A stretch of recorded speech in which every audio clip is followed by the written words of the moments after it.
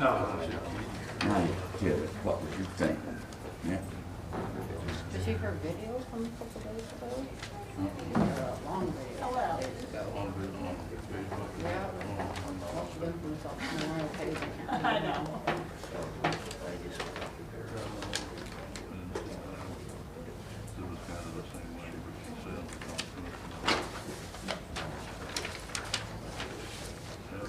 I would say yes.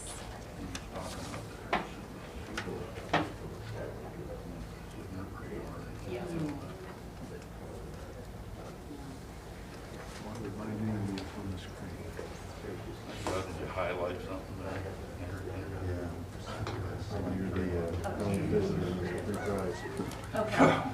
It's my favorite color. Does it matter? I told my wife that she. At least it's not red. That's right. Pink.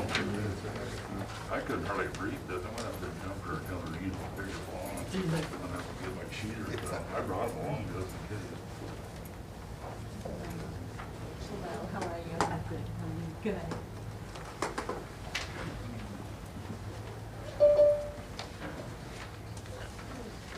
Mike said he was on Yeah, why is it? there. I thought he was here.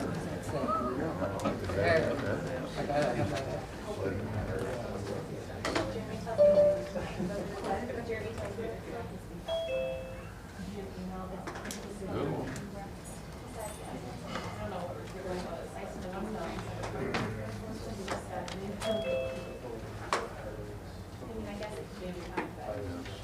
Did you drive the bus for it? Did you drive the bus for it? Not really. I went to the park, so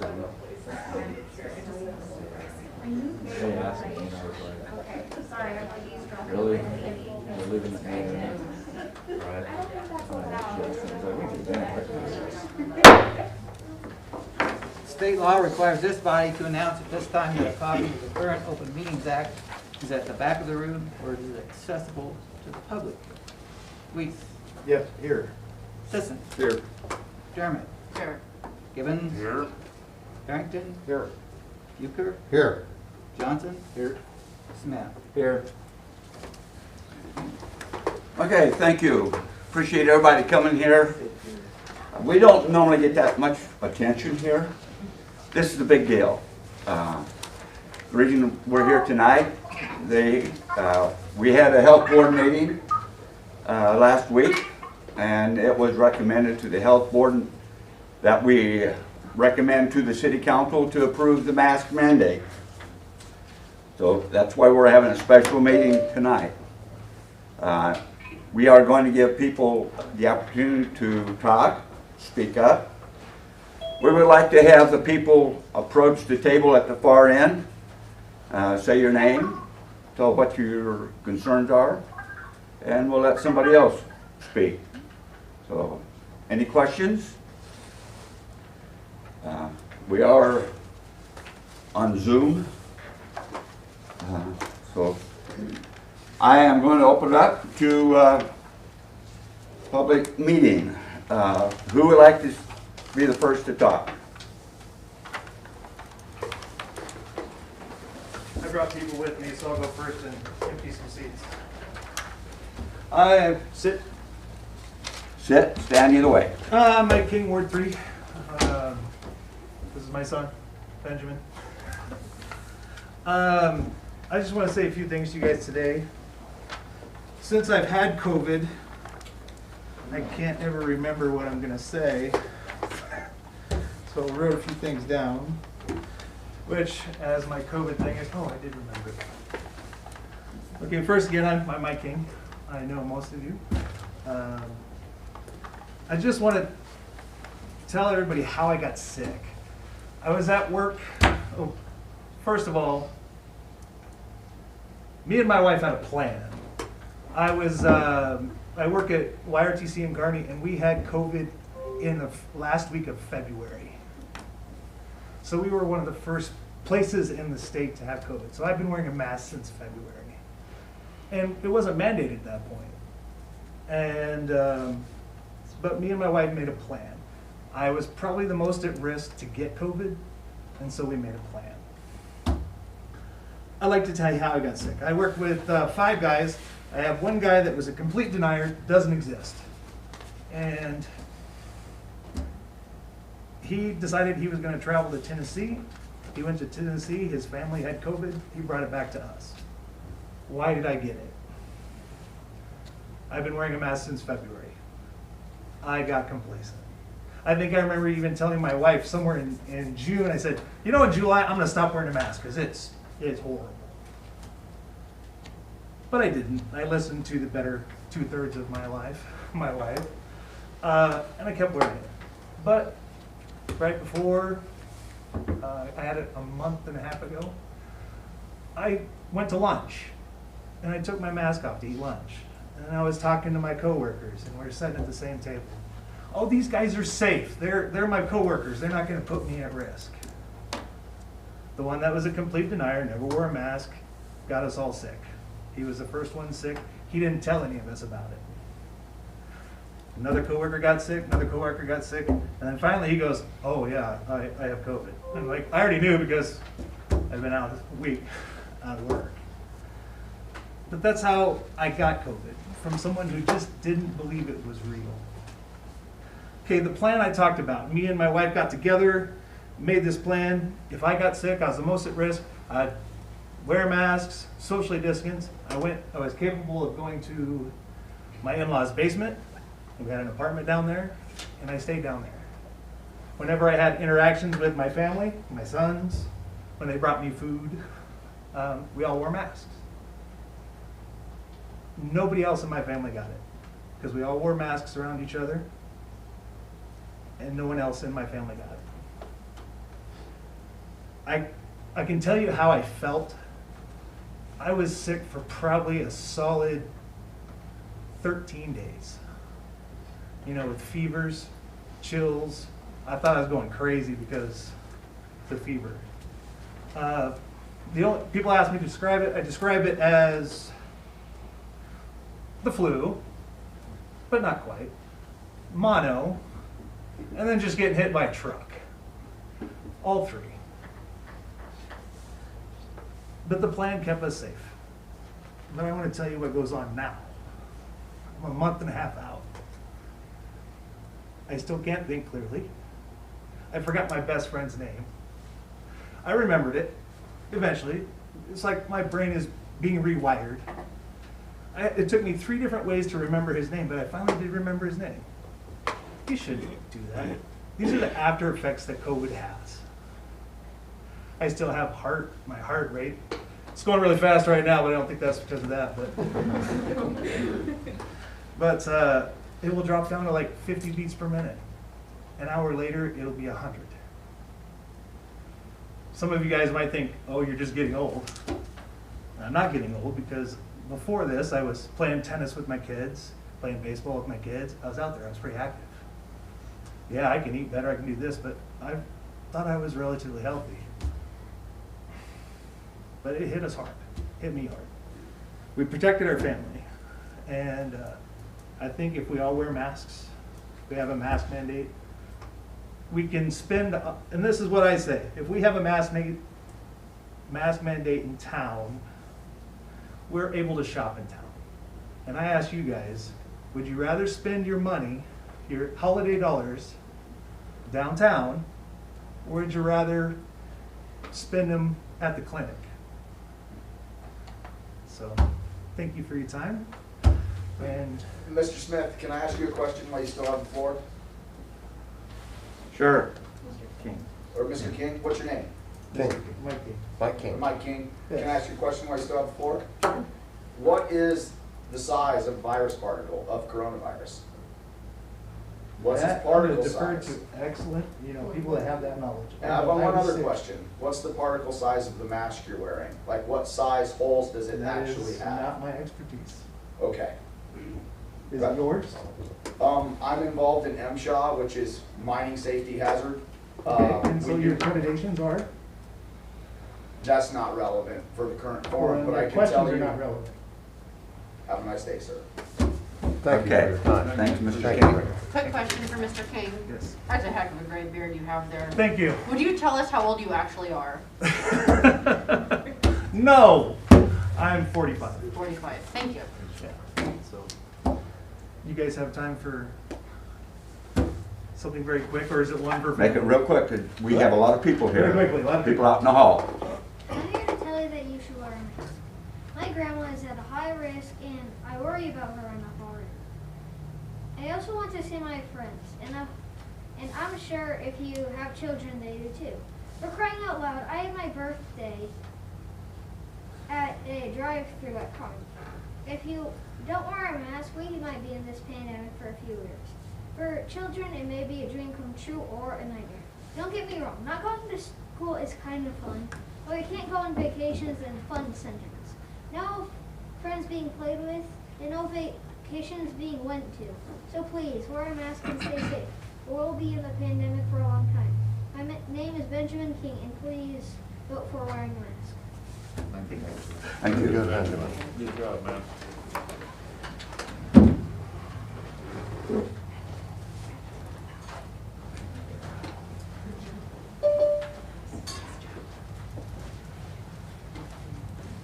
And who would like to be next?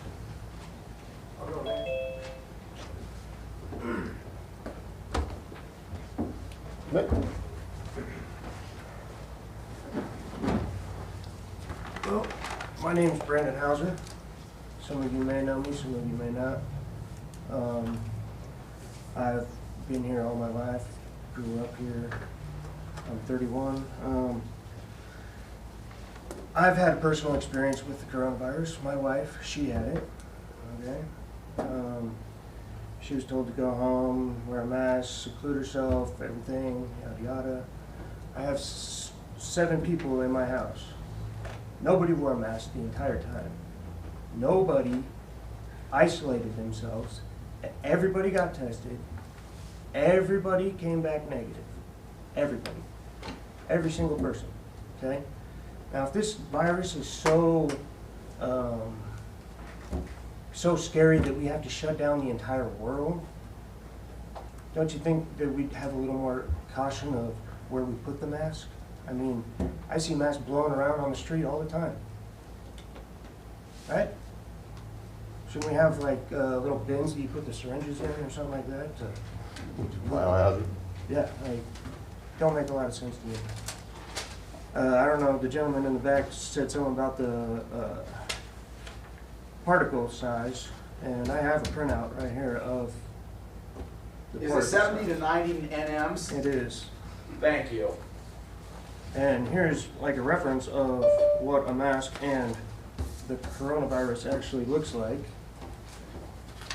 And I also have paperwork right here that says, and I quote, the CDC, after the agency published a study that showed 85% of coronavirus 19 cases were people who often or always wore masks.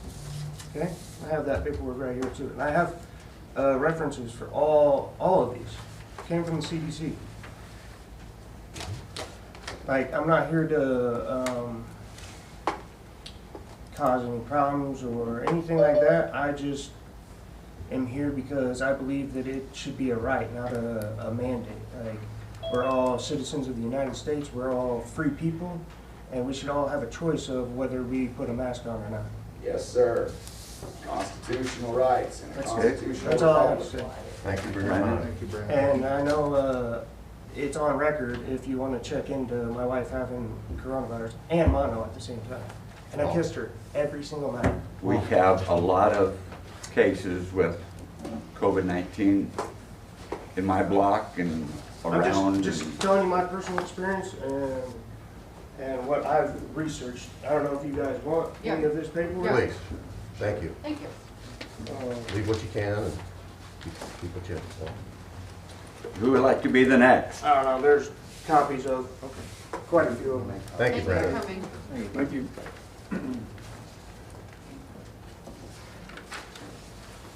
Who's next? I'd like to hear from a medical professional. There's a bunch of them in the room. We have a bunch of medical professionals here. We heard from a lot of them at our health board meeting. Thank you and welcome back. Thank you. Dr. Krista Stecker. We again want to thank you for taking the time to address our community's current situation in the pandemic and discuss moving forward with a temporary mask ordinance. We don't want to be too repetitive from our previous meetings, but I'll summarize why it's important to consider this at this current time. And Dr. Bernie will talk about why this intervention is better than our other potential public health measures that we could choose. We want businesses to stay open. We want people to shop local. We want our kids in school. We want our kids in activities. We want to stay in control of our livelihood. That's what tonight's about. We want to emphasize what we're discussing is temporary. I promise we all have that same dreaded feeling in our stomach. We too cringe at the idea of talking about a mask ordinance, but we don't want these masks to become normal. I wanted to say that too. But we need people to receive the care they deserve. And to do that, we need to organize our efforts to control this virus. This is not novel. The majority of US states have a mask ordinance, and the majority of Nebraskans now have a mask ordinance, but there's a reason we're talking about it right now at this time. We know Nebraska is experiencing a surge of coronavirus 19. We're currently the third worst state in the country as far as cases per the population.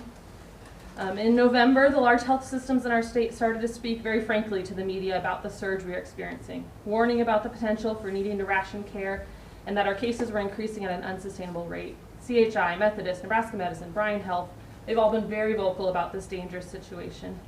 These conversations may seem far from home, but we rely on our statewide network to provide the full spectrum of care for our community. And quite frankly, we had worse viral burden in our community than they did when they were having these conversations. They were really having a statewide perspective at that time. We reviewed at our medical board meeting that there will always be a portion of the population that becomes critically ill when they catch COVID-19, the top of the iceberg per se. This virus is challenging because those patients require intensive care and there's no one single treatment or plan.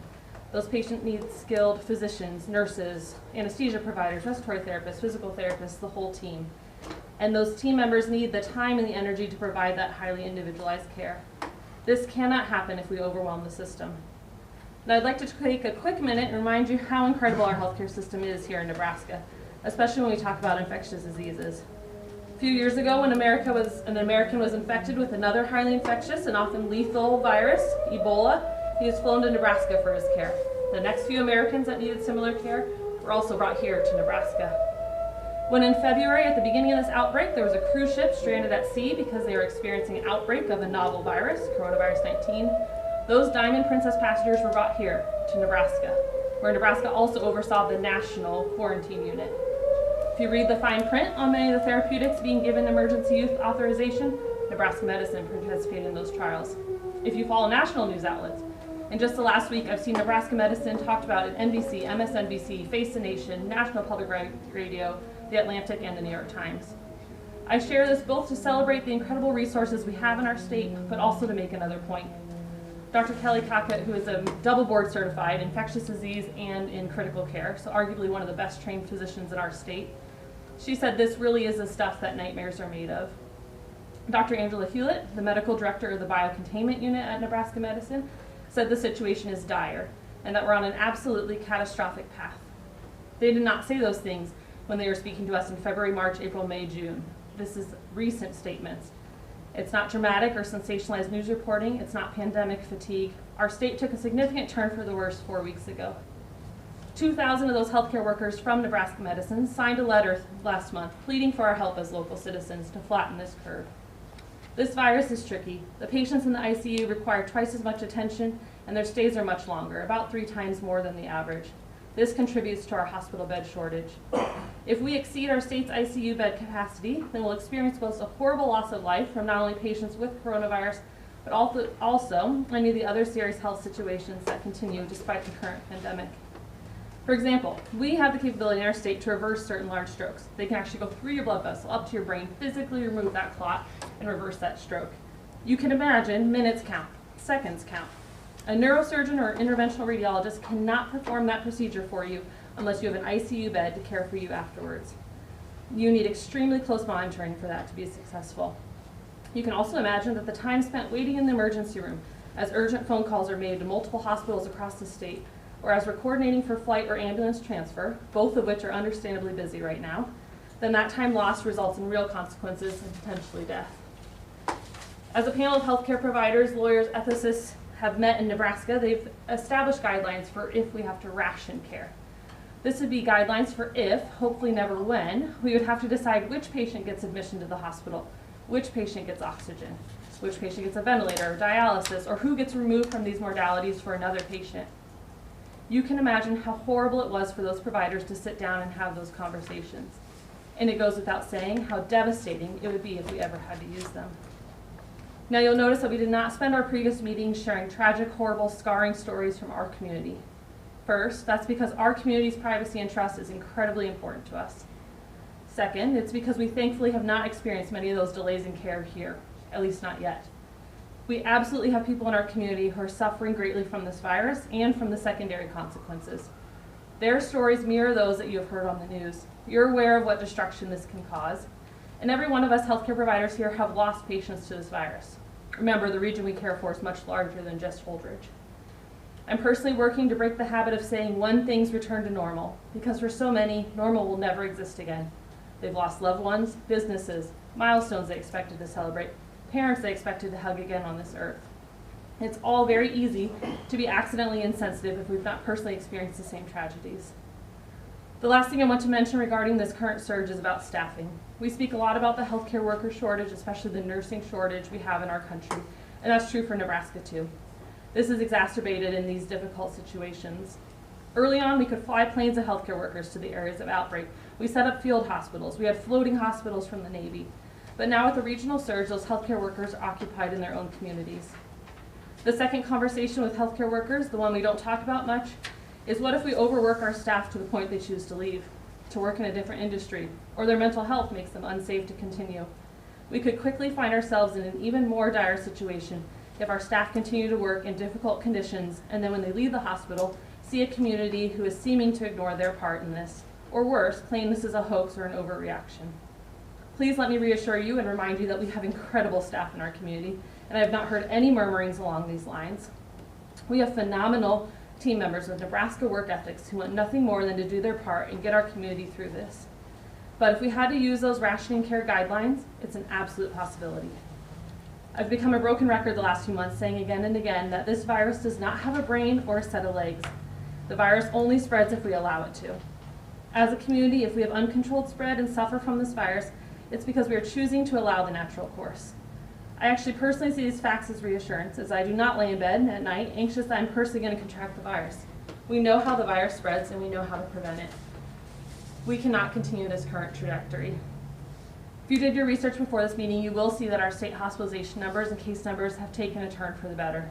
We have almost 200 less patients in hospitals with COVID-19 than we did with our peak a couple weeks ago. This is a welcome sight, but we expect that we'll see another increase as people became infected during Thanksgiving. Hospitalizations typically trail positive tests by 10 to 13 days and then deaths another 1 to 4 weeks after. I'll point out that although those hospital beds are open, many of them are certainly due to death. The first few days of December had over 40 Nebraskans losing their life each day. We've had almost 200 lost lives in the past 7 days.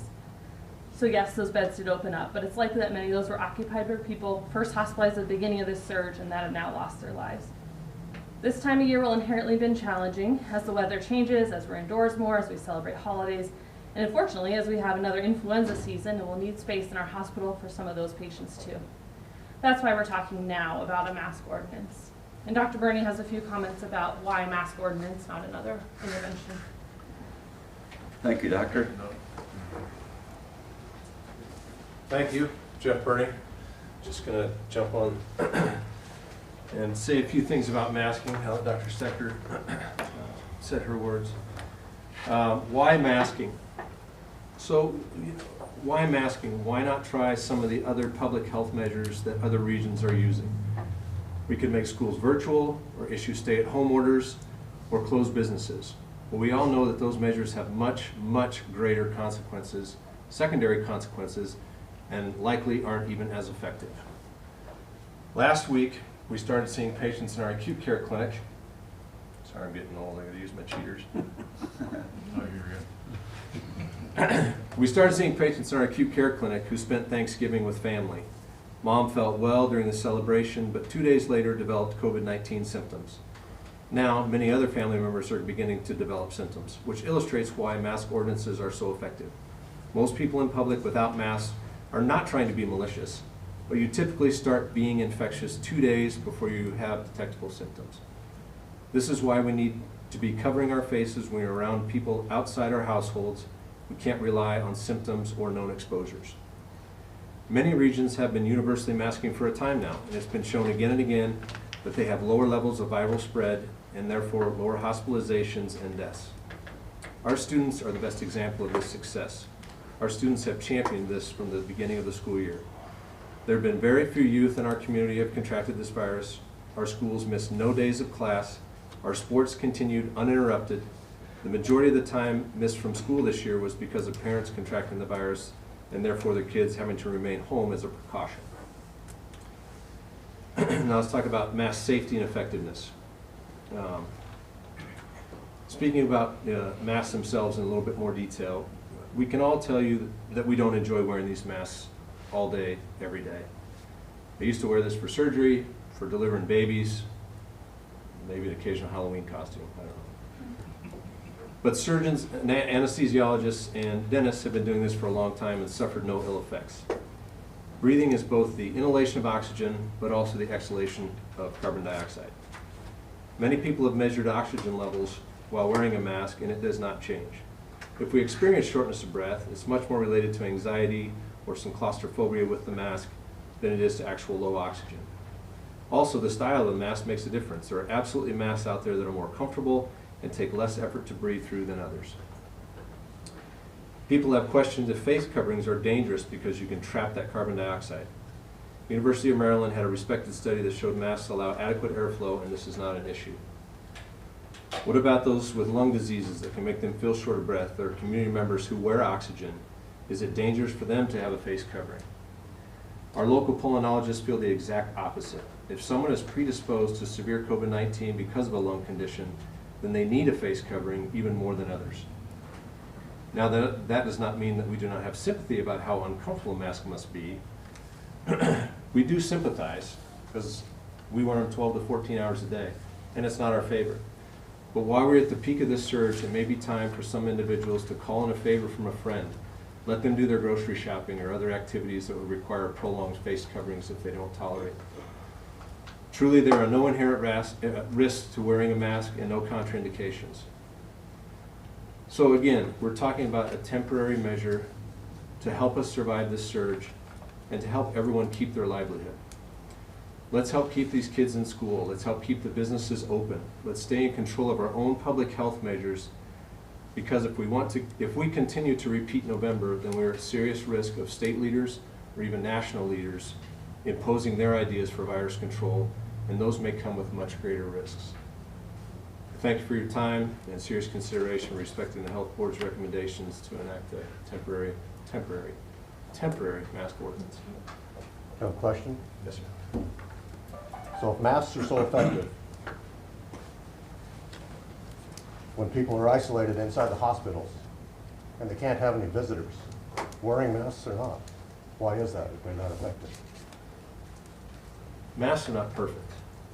Masks are not going to stop all viral spread. They've been shown to decrease source transmission by 80% or so, but they don't take it away completely. So we still have to be careful that somebody doesn't contract it even though they have the mask on. If we have a known positive in the hospital that then they would take to the outside or spread within the hospital or those sort of things. So they're not perfect. So even with the mask, even if we wear these masks every day like you're all suggesting, it's still possible we're going to get the COVID. It's always possible you're going to get the COVID. In fact, it's just as likely, in my opinion, as without. You're correct, Trent. I'm just voicing opinion, and I'm asking questions. Yeah, so people are still going to, I'm sorry, I didn't mean to interrupt you. They're still going to contract it. We can't stop that. What you're looking to do is slow the effects. We're trying to flatten this curve. What Okay. we don't want is a New York style curve that does this, where we have overwhelmed healthcare systems, overwhelmed ICUs, overwhelmed healthcare workers. We can't do our job effectively. So majority of people do pretty darn good even after the virus. We don't know the long-term effects. I mean, we just don't know any of that. We're seeing some. Right.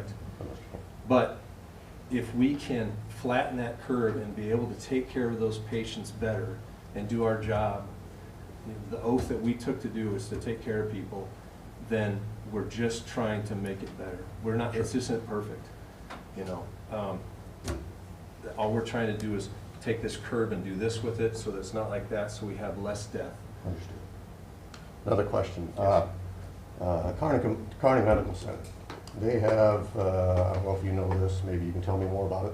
They have a certain percentage of beds that they fill with COVID patients and then cut it off, and the rest is for whatever other patients come in. Do we have that same protocol? We have, in our hospital, we have a certain number of rooms that are set up for COVID individuals that are negative flow rooms. How many as a percentage is that?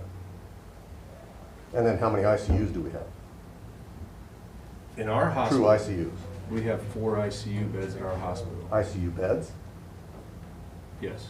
and that's full ICU, isolated bag. We have extra rooms in the hospital that we have converted into negative pressure rooms for the COVID situation.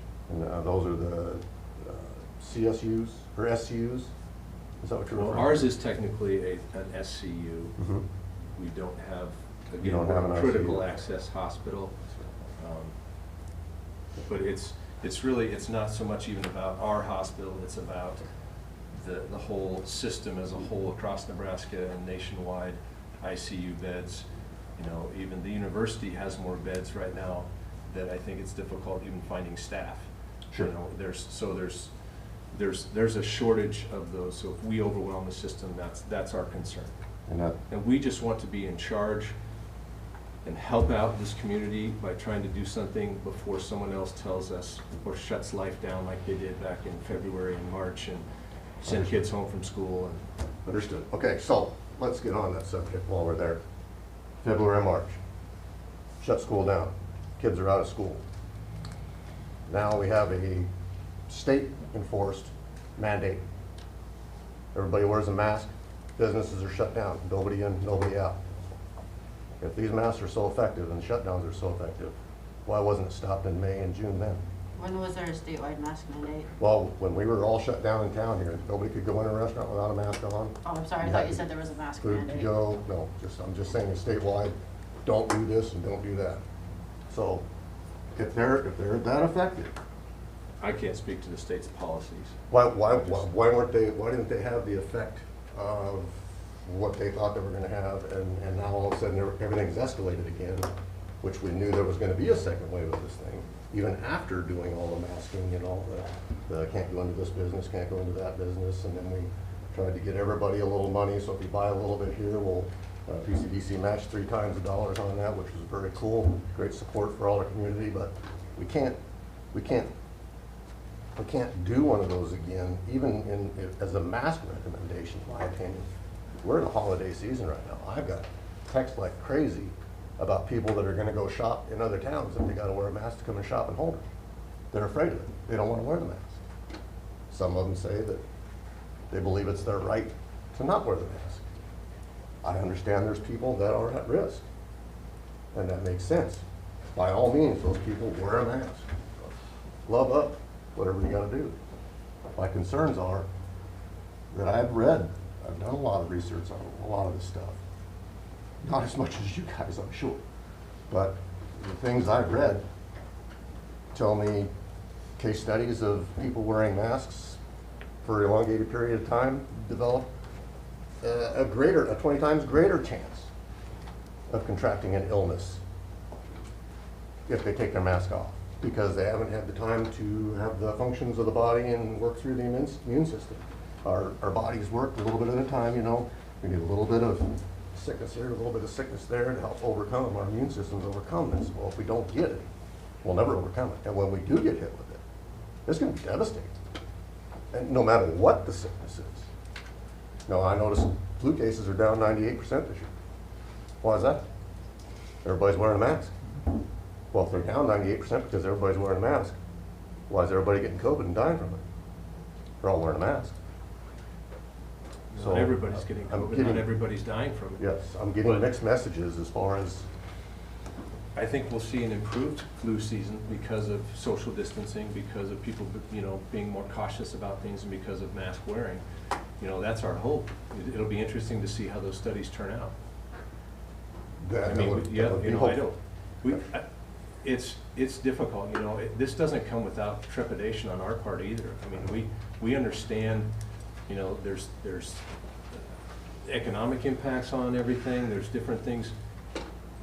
We want to help protect the most people possible. And by me wearing a mask, I'm respecting you Yes. to not, to hopefully if I would be an asymptomatic carrier, to not give it to you. Does it protect me completely? No, probably does less for me actually than it does for you. So out of that situation, that's why I wear one every day in the clinic, because I want to do that. And we try and keep people as safe as we can. Is it perfect? By all means, no. We're just trying to do the best we can. We don't want businesses shut down. We don't want people to leave town. I don't want to lose business. I don't want people to change their ways. Mhm. We're trying to do the best that we can. This is not how I expected my 2020 to be either, and neither did any of you. Well said. This is not how I didn't think I'd ever live through a pandemic in my medical career. But we have to trust the experts in this and do the best that we can. And when you look at the public health measures to try and change it to a degree, but also do it, be in charge of it a little bit locally and try and do the right thing. It's not going to be without opposition. It's not going to be perfect. We're going to have to agree to disagree on things, and that's fine. But I think at the end of the day, we're just trying to say, we'd really like to try and keep people as healthy as we can. Majority of people do fine. The death rates are pretty low. But if we get this peak that everyone worries about, then the death rates will change. And, again, we can tell our sappy stories. We can tell you the patients that we've lost, and I'm closer to this than you think. I've got experience with it. I've got friends that have died from COVID. I've got friends that have it now. I've got friends that are in big trouble right now. We're on the same page. no, it's hard. Like I said, none of us signed up for this 2020. I'm not near as close to it as what you guys see every day. I get it. We each in our trades go through different things, different periods of time in life where we spend time out for weeks on end, working 18 hours a day because of an ice storm and people are running out of power. I mean, I get it. Yeah. I understand. Everybody's fatigued. Fortunately for me, that was only a 30-day period. For you guys, it's been almost a year. I get it. Some of the other questions I have. Oh, shit. Where's Mr. King at? Oh, I that's my notes. think you're gonna I have a question, Dr. Burney. What's the particle size on the mask you're wearing? How big are the holes in that mask? I don't know. Fair enough. It's a valid answer, sir. You have my respect. You're my daughter's doctor, so you have my respect. I appreciate it. I don't know. It's a surgical grade, so It's just a question. Best we could do. Thank you. I also got a question. You guys will have a chance to speak, one at a time, please.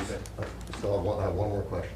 So if and when this happens, if this ordinance passes, if this, whatever we're doing, you're talking about citing people for not wearing a mask. You're talking about writing tickets. You're talking about violating people's rights. You're talking about, and don't get me wrong, on the other side of that, I believe it's a violation of sick people's rights that have an immune system that is not as developed as some.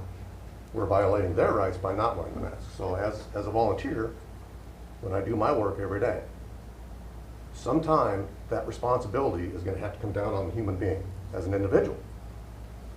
And someday we're going to have to own up and not say that we have to have city government or state government tell us what we should or shouldn't be doing. We need to learn from our mistakes. And everybody needs to do their part. If that's wearing a mask, I'm cool with that. But I don't like having to tell somebody else, you got to wear a mask because I said so. That's not fair. In your profession, you know that there's people that can't wear masks. So they're going to go and they're going to get these things that say, hey, I've got an immune system that, I can't wear a mask. I can't breathe. I've got some disease or some sickness that I can't breathe right with a mask on. So they're gonna walk into your business without a mask. And you can't refuse them service because you're open to the public. So they're gonna walk in without a mask. And then what do you do? What do you tell everybody else that's in there wearing a mask? This ordinance allows for people who can't wear them for medically. That's in our ordinance Exactly, already. and that's what I'm getting at. So medically, they can't wear them, so they walk into the same store. Now everybody else that's in there is wearing a mask is offended. Well, how come you're exempt? You know, according to the CDC, there really are no great reasons to not wear a mask. There's no inherent dangers to wearing it. Now, can they be uncomfortable? Can they create, I mean, there are some that can't because of mental capacity and anxiety and some other things that can be a problem, yes. But, and again, I just want to go on record that I'm not asking for tickets. I'm not asking for, Sure. you know what I mean? But that's what's gonna come to. Well, yeah. If we do this, that's what it's gonna But you come said to. you're getting tickets, I'm not, all I want is to try and protect the public from It's- a virus. Thank you as for that, but it's in here. Best that we can, best that we can. I appreciate that, but it is in here. So my concern is when we do this, God forbid, somebody gets a ticket and starts having a fit. Now, there are attorneys in here that are smarter than me that can help in this field. Now, if somebody says you're violating my rights and you just cited me for something, well, there's a mandate. Well, mandate doesn't mean anything to me. I have a constitution that says I don't have to wear a mask. Now what? Now he's gonna sue who? He's gonna sue somebody. I mean, those individuals are out there. I'm not saying it will happen, but it could. I can't speak to legal issues. All I know is if we can band together as a community and do the best that we can to try and protect everyone, I think this is a special community. I think that we've always come together in times like this where, you know, I mean, this is a global pandemic. Yes. I think it's a wonderful community. I mean, I've been here a long time. I love it. You too. But we're just trying to do the best that we can. That's what we took an oath to do. We're just trying to present and keep people as healthy as we can. Is it perfect? No. Is there, you know, flaws? Absolutely. But if we can flatten that curve as best we can, because it is trying. It is trying as a healthcare worker. I sympathize. Thank you, and I appreciate your oath. And on that subject, I appreciate all your time, Jim. I really do. No, no. We're friends. On the subject, we each here took an oath of office as well. Each one of us. I state your name, do solemnly swear that I will support the Constitution of the United States and the Constitution of the States of Nebraska against all enemies, foreign and domestic. We all took that oath. So thank you for your time, Jeff. Thank you. I Thank you for appreciate your it. oath and all your Thank you. work.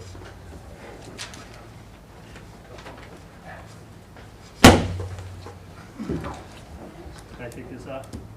They're 6 foot away. Okay, I figured I was distanced enough. Well, you broke biosecurity when you touched the other guy, so it doesn't matter.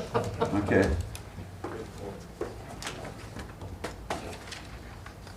Mask, mask, mask, biosecurity. Sir, Sir, Oh, you can give we have everybody somebody a else turn. here on the floor. You can speak next after. Yeah, you can, buddy. Thanks. Thanks, guys. Mike Walker. Mayor Young and members of the City Council, thank you for allowing me the opportunity to come before you this evening. Public forum is a time for those who wish to speak. And tonight I come here in opposition of the proposed mask mandate.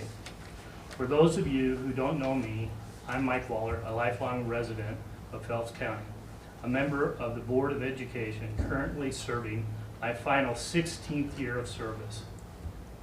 I'm not here to speak on behalf of the school board, but to speak as a patron of the community. I'm also not here against anyone who wants to wear a mask. If you want to wear a mask and like wearing a mask, then you have my full support. Tonight, we're here to talk about two things: masks and choice. Do cloth masks do much to reduce the spread of the virus, and do we as individuals still have the freedom to choose if we want to wear one or not? Let's talk some numbers. 282,000. That's the current number of deaths nationwide due to COVID. 1,213. That's the current number of deaths statewide due to COVID. 5. That's the current number of deaths in Phelps County due to COVID, as of last I saw. Nobody wants anyone to die from this. People die. People die from lots of different kinds of things. It happens. It happens every day of our lives. We pray for each and every one of those who have suffered and died during this terrible pandemic. We thank those doctors, nurses, and healthcare workers who are at the front lines of this every single day. 2 million. That's the number of deaths we could see from COVID, and the number President Trump was told in March based on one of the models given to him. Today's total is less than 15% of that model. According to CDC numbers, the chance of someone between the age of 0 and 19 surviving this virus is 99.997%. Between the age of 20 to 49, it's 99.98%. Between the age of 50 to 69, it's 99.5%. And for those over 70, it's 94.6%. Masks. For every doctor or healthcare or health official that says masks work, I can tell you there's another doctor or health official that says they don't. In fact, I can show you the names of 50,708 doctors and medical practitioners. The Great Barrington Declaration, Google it, was authored by Dr. Sunetra Gupta, professor at Oxford University, an epidemiologist with expertise in immunology, vaccine development, and mathematical modeling of infectious diseases. Dr. J. I'll miss this name, Bhattacharya, professor at Stanford University Medical School, a physician, epidemiologist, health economist, and public health policy expert focusing on infectious diseases and vulnerable populations. And Dr. Maren Kuldorf, professor of medicine at Harvard University, a biostatistician, an epidemiologist with expertise in detecting and monitoring infectious disease outbreaks and vaccine safety evaluations. These are infectious disease epidemiologists and public health scientists who have grave concerns about the damaging physical and mental impacts of the COVID-19 policies. The Declaration believes the most compassionate health impacts of the COVID-19 policies. The Declaration believes the most compassionate approach that balances the risks and benefits of reaching herd immunity is to allow those who are at minimal risk of death to live their lives normally, to build up immunity to the virus through natural infection, while better protecting those who are at higher risk, or at highest risk. Adopting measures to protect the highly vulnerable should be the central aim of public health responses to COVID-19. Those who are not vulnerable should immediately be allowed to resume life as normal. Simple hygiene measures such as hand washing, staying home when sick, should be practiced by everyone to reduce the herd immunity threshold. Schools and universities should be open for in-person teaching, and extracurricular activities such as sports should be resumed. There have been 684,192 concerned citizens that have also signed on to this declaration as of today. Last March, in a 60 Minutes interview, Dr. Anthony Fauci, a lead member of the COVID-19 task force, said, and I quote, "There's no reason to be walking around with a mask. When you're in the middle of an outbreak, wearing a mask might make people feel a little bit better. It might even block a droplet, but it's not providing the protection, perfect protection that people think it is," close quote. That same Anthony Fauci last spring said, "We need to shut everything down, including," that same Anthony Fauci has now changed his position and said we need to wear masks. That same Anthony Fauci has now changed his position and said we need to have all kids back in school. We're supposed to believe how are we supposed to believe anything he says when he's constantly changing his positions on these topics? We recently heard the phrase, flattening the curve again. We've been hearing that phrase now for going on 10 months. So how long will it take to finally flatten the curve? Our kids and staff in our public schools are doing an awesome job working through this really tough time. They go to school each and every day and do everything they are asked to do. I commend them and all of the staff for working so hard to get through this. Kids need to be in school. I hear quite often how great masks are working in our schools. For the last 4 weeks, our superintendent has been sending us on the Board of Education reports every Friday with the number of kids that are presumptive positive, quarantined due to positive household members, quarantined due to direct contact with positive, out with household members waiting on a test, and students waiting on a test result. He started giving these reports because of the rising numbers, all while kids have been wearing mandatory masks. Some might say that it's a good thing they had their masks on because it would have been a lot worse. That is simply just a statement, not backed up by facts, because our kids in school have always worn masks, so there's never been a control group of kids in our school not wearing masks to compare it to. Let's talk a little football. The Big Ten Conference has close to some of the strictest protocols for protecting against the virus than anyone in the country. Recently, the University of Minnesota football team, hopefully our next opponent on Saturday, had an outbreak of COVID positive cases. Last week, there were a total of 49 people that had tested positive, all while wearing masks. 23 players and 26 staff members. Choice. Who gets to decide for myself and my family who has to wear a mask or not? Is it us? Or is it you? Or is it someone else? What is going to be next? Will you be telling us who and how many can come to our house for Christmas or Easter? Will you be mandating us to take the vaccine when it becomes available? Right now in this community, there is not a grandparent that can attend any of their grandkids' activities because they are not immediate family members. In some smaller schools, because of gym capacity, the kids are having to choose which parent can come and watch them participate. You might be saying, this would never happen in Holdrege, Nebraska. Let me give you a question to think about. What would you have said had I told you a year ago that Holdrege, Nebraska would be under a mask mandate a year later? Let me end with this. You as council members have a very tough decision to make. I commend you and thank you for your service to the community. There are those times when things are just automatic and decisions are pretty easy. This is not one of them. This is a time when people might not feel comfortable being challenged or asked tough questions. For those of you who just got on the council, I'm with you. I've been there. I challenge each of you to have a good discussion on the topic, and I hope you are all well informed. They say this is only temporary. Define temporary.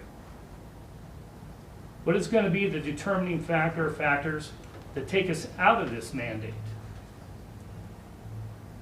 Us at school have been told it would take 0 positives in at least a 2-month period.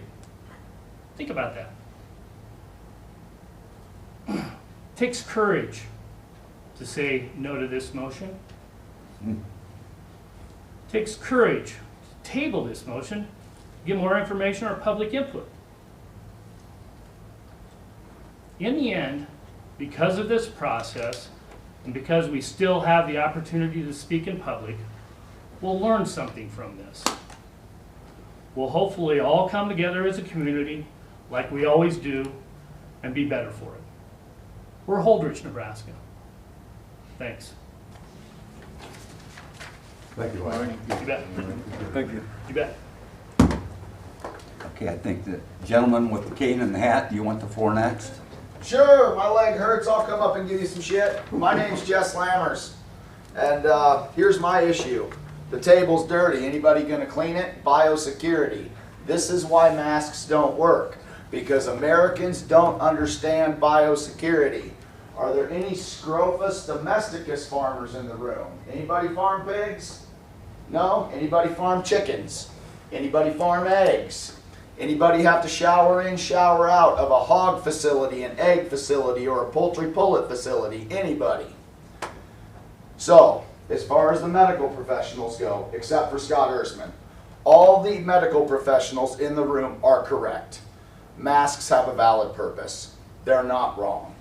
Okay? The issue is biosecurity. What Mr. Waller did when he touched the leaving guy, he broke biosecurity protocol. He just transmitted virus. Everybody that touched this table transmitted virus, because nothing is hands-free and nothing is biosecure. And until you fix the biosecurity problem, masks won't make a damn bit of difference.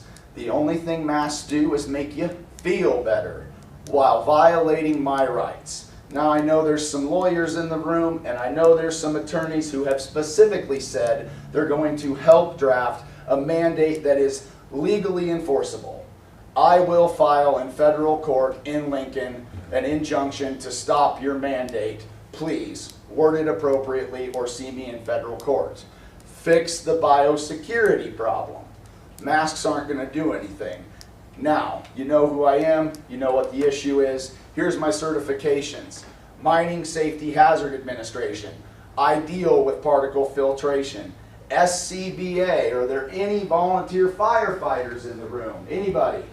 Anybody get fitted for SCBA? Secondary Contained Breathing Apparatus. Can you fly and dive in the same day? No, you can't fly and dive in the same day because of the bend. You get nitrogen in the blood. Now we know I'm medically qualified too. I also hold many occupational certifications in chemicals. Specifically, there are 14 categories and subcategories in the state of Nebraska. I hold 12 of them to use restricted use pesticides. When I tell you the problem is biosecurity, not masks, I mean it. Now, you can restrict our freedoms, you can make a mask mandate, but that is one step towards socialism. And someone earlier said the most dangerous 9 words: I no longer think about normal. So now I have another question. Anybody in the room have an international passport? Anybody in the room travel abroad? Come in here, young lady. Come on, you got an international passport? You travel abroad? Have you been to Moscow? Have you been to Venezuela? Have you seen what communist countries are? I spent a couple years in Anchorage, Alaska. I specifically worked on this old Russian woman's car. Her name's Olga, and she told me about the Russian soup lines, Stalin, the kitchens, socialism, firsthand why she moved to America. Reagan was right when he said freedom isn't handed down. You got to earn it and fight for it. And my comment earlier was, I see there's only 1, 2, and there's one other guy, 3, 4, 5 of us in the room that don't support socialism. Y'all wearing a mask to feel better. Nothing in this room is biosecure. Nothing. And that's from a guy that kept a wean projection. My company weaned 1,200 hogs a week because I'm good at my fucking job.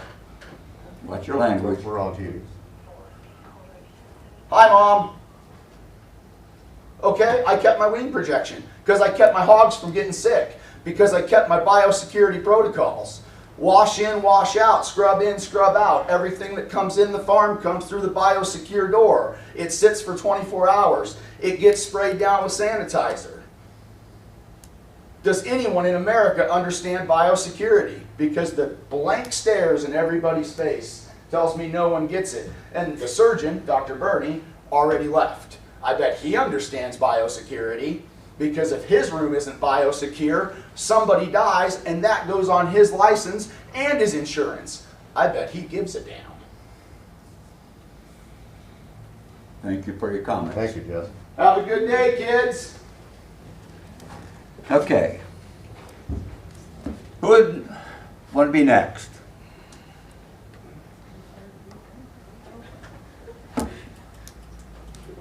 Hi, I am Haley from Two Rivers Public Health. I'm going to just give you a little bit of a rundown on what's been going on in the last week. I always kind of giggle because our epidemiologist always calls them, all of our towns are Holdridge City or Minden City, and when I think about that, I think cities are huge, so I always kind of giggle about that. What he's saying is that here in Holdridge, in the urban area, that the numbers have been going down this last week.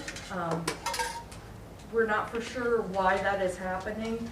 A lot of it is the assumption that we didn't have any testing going on last Thursday and Friday. He is anticipating that there is going to be a spike coming up from the Thanksgiving holidays, and we'll just kind of have to see where things are going with that. And the daily drop has been in all of the areas in our whole district. Since Holdridge remains the primary driver in the cases in the Holdridge urban area, about half of the COVID cases here in Holdridge were reported in the last month. We also had, there's been 7 deaths in the Phelps County area due to COVID-19. 6 deaths have been male, 1 has been female. The ages have ranged from 40 to 90. And over half of those have occurred in the last 6 weeks. We very much support wearing masks. We feel that the studies have shown that it does help with the transmission, and just like everybody said, it doesn't completely stop. We all have to have our own extra stuff, washing our hands, using sanitizer, not going home to your elderly parents when you possibly are a carrier and you don't even know it. So I think there's just a lot of science going on, and it's true. You can look, there's doctors that say no, they're not good. There's doctors that say that there are, but the bottom line is the studies that we've been looking at all show that masks do help.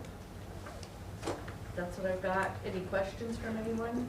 I have a question. As a percentage, let's say last week, beds occupied in the state for COVID people. Can you tell me what that percentage is as per bed in the hospital I statewide? can't right at this moment, but I can text and find out for you. Okay. And then could you tell me what it is currently? I So will find last that week out in and just a this- second. Last week and this week, Yes, ma'am. here in Phelps County, or? And statewide.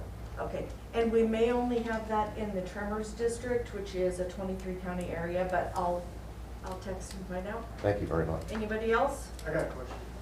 Yes. Now, the CDC recommends now that the quarantine is only 7 days, or 7 to 10 days, okay? You guys are now still stating that it's 14 days. Now, it goes to the same point that Mr. Waller had. Why would I believe you over the CDC, and why would I believe the CDC over you if you guys are saying contradicting stories? Okay, if you read on the CDC web page, it says that 14 days is optimal. However, if there is hardships and issues with that, they can go to the 7 to 10. But that's what I'm saying, like, my question is why 1 minute it's one thing and then the next minute they change their mind? I think it's because If the science is there, Right. why Every are they day- loosening the restrictions when we're supposedly gonna have this spike? That's what I'm getting at. Why are they loosening it if we're having a spike? It don't make sense. Right? Thank you, Mr. Hauser. Thank you. But Thank you. they're learning as they go along. Yep, we're learning as we go, and just like he had said about, first they said masks aren't gonna help, but then as the studies go, they study more and more, then they find that, yeah, it does help. And in science, things change. But also, I've seen in larger cities where they have mandated masks, the coronavirus has spiked even more because they're mandating masks. For instance, Kearney. Okay. Thank you, Mr. Hauser. You've had No, your just say. ask We're- questions. We've got a lot of people here who we'd like to hear from. I get that, I'm just saying. So she's thank you. from Twin Rivers, so I wanted to ask her. Who would be, like to be the next? I'll go. Hi, I'm Kimberly Hines. I'm with Lost Twin Brewery. So, as rude as that gentleman was, he kind of has a point. And like, do I want to sit down now? I don't know. Kind of, because I'm pregnant. But I hate these, and I'm sure like half the people here hate them. But we don't wear seatbelts. If we don't, we don't. Isn't that a law in Nebraska? You have to wear a seatbelt? I feel like okay. Unfortunately. Right? I know someone that hates it, and I yell at her all the time because I'm the ethical person in my family. It's like, it's the law, do it. And this is just a mandate. And I think the thing that, also I'm emotional, pregnancies. It's all good. We had to shut down in March. I'm sorry. And that was like this scary. All right, hi everybody. You know me, Jason Hines, Lost Twin Brewery. Hi, Jeff. I'm not overly concerned. So our issue with the mask mandate is there was some discussion around fining businesses for people that refuse to comply at one of the last meetings. I definitely do not support that. I've personally had to wear a mask every day at work since July. We've had a lot of measures put into place, and we thankfully haven't seen any spike in cases at our facility. We've managed it very well. Personally, do I support forcing someone to wear a mask? No. But if that's the wishes of the council and a business owner requires it, I will comply. I do not support fining businesses, though, for an individual's decision. I think that's completely wrong. Thank you for that. I'd like to read something. Mm-hmm. This is from a business in Kearney that said that they didn't like, they didn't like that anybody was going to be fined. So this is one of the things and the options that businesses in Kearney are exercising. And I can tell you right now, there's at least one, maybe two of these in Holdridge already. All right? I'm going to read this. This is from a particular company, a particular business. And their particular expertise is guns, of all things. So, and I read, this is your obligatory face covering notice in conjunction with the recent highly opposed but nonetheless approved Kearney City Council Emergency Ordinance 8457. Due to new pandemic COVID restrictions put in place by our local city council government, the following actions will be taken inside of Hall Weapon Systems as of November 23rd, 2020. Hall Weapon Systems will no longer be open to the general public. However, should you, of your own free will and accord, make the decision to come inside, there is social distancing tape on the floor to show the arbitrary 6-foot distance rule that your government has conjured up. Should you choose to cross the social distancing tape, it is assumed that you are either wearing a face covering or are included in one of the exemptions listed in SEC 5-314 and City Ordinance 8457 as outlined below. 7 of them seeking federal, state, or county services, seated at a bar, restaurant, or their seat on a, sorry, I'm old. I'd like to get excused.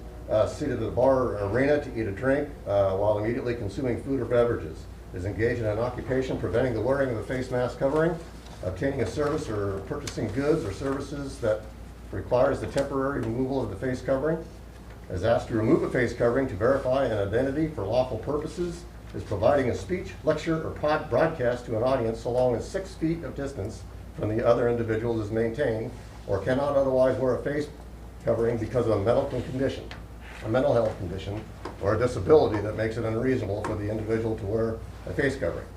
Hall Weapon Systems, who maintains a federal firearms license, holds that any individual inside the building located at their address is seeking federal services in regards to firearms and is not required to wear a face covering per section 5-314.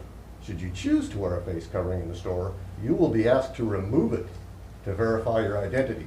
should you choose to begin the process of purchasing a firearm or ammunition as required by law. So these are things you're going to see a lot of if this passes. That's There'll be in the a code. lot. So Yeah. that's your own peril. Thank you, Jason. Thank you, Jason. And Kimberly. I hope your wife's okay. Thanks for your input.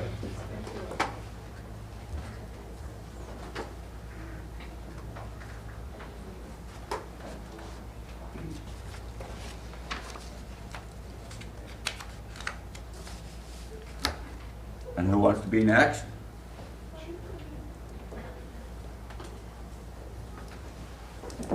Rod Martell's, most people know me, or know of me or whatever, but anyhow, as I look around all over here, how many different masks do we have in this area right here? And we're getting down, you got this guy, he brought this paperwork in that shows what the virus is, how small it is, and what mask will work and what mask won't work. Do you know an N95 mask? Do you know what it is? I have. What's the reason they called it N95? I forget. The size of the webbing. There you go. The 95 is the size of the webbing. Most webbing is a square. The N95 is a square, a square, a square, a square, and it's so small that it only lets in 5% of the particles. 95% is kept out. And I don't see one of those masks in here that's going to stop. And that's only 5% of that's still going to get through that mask.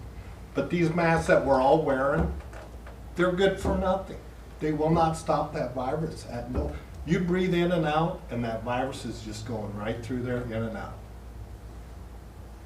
There's not a mask in here that I see will stop that virus. So if you mandate the mask, let's mandate a mask that will do it, and everybody's got to wear that mask. And if you're not going to mandate that kind of mask, then why have it? Just like the other guy said, it's just a feel-good deal. That's all it is. And I drive all over the states surrounding Nebraska, go through all these towns, and there's not one billboard that's up on the city limit signs that tell me that that town's a mask mandate town. So when you travel, how are you supposed to know what's going on? So you guys are going to put up billboards too? Electronic billboards out there on each street that has a city limit sign and say Holdrege, Nebraska is a mandate town? Well, if you do that, people will not probably, well, there'll be people that'll stop, but there's going to be a portion of the business that'll keep going to the next town where it's not that way. And I hate to see people lose business. Thanks, Rod. Thank you, Rod. Appreciate it, Rod.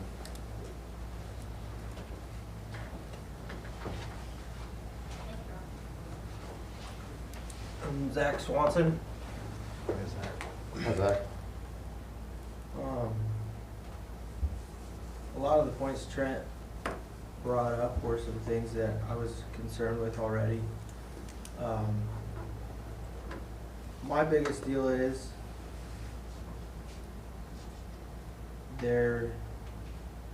we can't lose sight of the Constitution. I don't want to be the guy that's saying you guys are stomping on all our rights like Jess, but it's a slippery slope. Where do we start? It's right here. Where do we stop? I'm very concerned. Things are changing. Things have really changed in the last year. Like Mike said, could you believe it? Could you believe where we're at? I have friends all over the country. And the conversation, they've had these mandates, and they have a worse amount of cases than we do. They've had mandates for a long time. The concern with being able to transfer a patient that needs specific care to a different hospital. I understand that there was a situation in recent times where they had a big issue with that. Where were the hospitals that they were trying to transfer them to? Was it Omaha? Was it Kearney? Was it Lincoln? Were they the places that have already have mask mandates? Another question, how many cases there wasn't a specific number that Dr. Burney said of beds we have. How many beds are filled in Phelps County with COVID patients right now? You know, where are we sitting with that? Is this all hypothetical? I understand. These guys are working. The healthcare professionals are great people. My sister is one of them, and I understand the issues that they face in regular times. There's been issues for years where they just can't be expected to, you know, succeed with the things they're up against.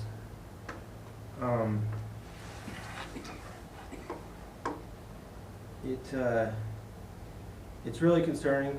There's a lot of questions that aren't answered.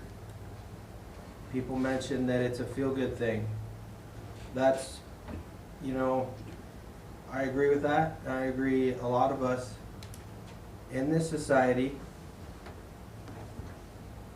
have no sort of faith. I don't think that there's one man that can control this whole thing. That's my belief that it's out of our control. If you want to wear a mask, that's absolutely fine with me. I have no issues with that. Businesses, they've always had the right to refuse to serve anyone whom they didn't want to. You can put a sign up that says you have to wear a mask in our store. That's their right. They're not going to get my business. I'm not going to hold a grudge on it. You know, it's their right to do that. It's not, with all due respect to all of you, it's not your choice to tell us what we can wear, what we can say, where we can go, and what we do. It's just not. And I know that you guys don't want to be in the position that you're in right now. This is not where you want to be. And I know that your hearts are in the right place. You know, I heard something on the news that Mr. Sisson said, you know, if we could have a shot at helping this thing, by God, why not do it? You know, I understand that. I understand where Bernie is in a position where he doesn't want to decide if Trent or I get a ventilator. You know, I don't believe that we're there, you know. I believe that this is a really scary thing that no one could have been prepared for. I think everyone is looking for someone to fix this. Everyone's looking for someone to blame, especially. We've lost sight of accountability for ourselves. We are, as Americans, we have a God-given right to decide for ourselves. Like I said, I can't thank the healthcare professionals enough, and I absolutely understand where their heart is, and I think everyone in this room means well, but it's very concerning, and I don't think, you know, this seems like a small step, but I think it's huge. I think where we're going right now is a paramount thing that we're facing, and I don't think, when I was speaking about my friends across the country in that conversation, where they have mask mandates, where they have curfews, where they have all these things that they can't do, I've said over and over again, it makes me so thankful that I live where I live. And so many people, just like all you guys, have thought that. Man, I'm glad that we're here and we're not there. You know, there's a lot of great things about this town that have been touched on a little bit ago, and I think this is losing sight of some of that. I thank you guys for letting me speak, and that's all I have. Thank you, Mr. Swanson. Thanks, Zach. I want to speak, but I'm late, so I don't want to get in front of somebody who may want to. Well, we've got a lot of people here. Okay, anybody want to go up for me? Let it out, you're late. Keep it short, please. How much time do I get? I didn't hear you say that to anyone else. My name is Lola Tiller. I'm a resident here in Holdridge. My suggestion would be to please go slow on this. I I think you're gonna, if you mandate it from a city perspective, you're gonna divide our city. And I think it's too unique a little city to be divided. I think I would definitely appreciate, I would respect a business. I think that's who really you should go to first. If they prefer that we wear masks in their business, I'll put on a mask if I want to do business there. I have no problem with that. But I don't really want somebody telling me I have to from a city standpoint, when I really don't think that a mask does everything that it's said to do. Also too, I think by putting the police department, if you're there are going to be fines and things like that, to put the city department in a position to make enemies of our small community, I think is going too far, too fast. You know, we've all seen what happens in the big cities. And the other thing I'd like to say is, I know that Governor Ricketts or the government has opened up to the nursing homes to go according to however they can do it, to open up to the residents, to send a caregiver in. I took my mother out of a nursing home, not here. She died 8 weeks later. She was lonely. And this division, just the separations and people not wanting you in your space has really done something to a lot of elderly women. I was a volunteer to many, not only in the nursing homes, but even in the community. And they're afraid. I mean, and I think this mask is causing fear to a lot of people, especially if the science doesn't totally support it. So please consider my suggestions. Don't move fast on this. There's time to do it. And all of a sudden, you know, I lost my mother, and I've had death in the family before, my husband. So death is something we're going to experience, and we're all going to die, and we're all going to live. Depends where you're going to live, heaven or hell. So don't be afraid of it. Thank you very much. Thank you. Thanks, Will.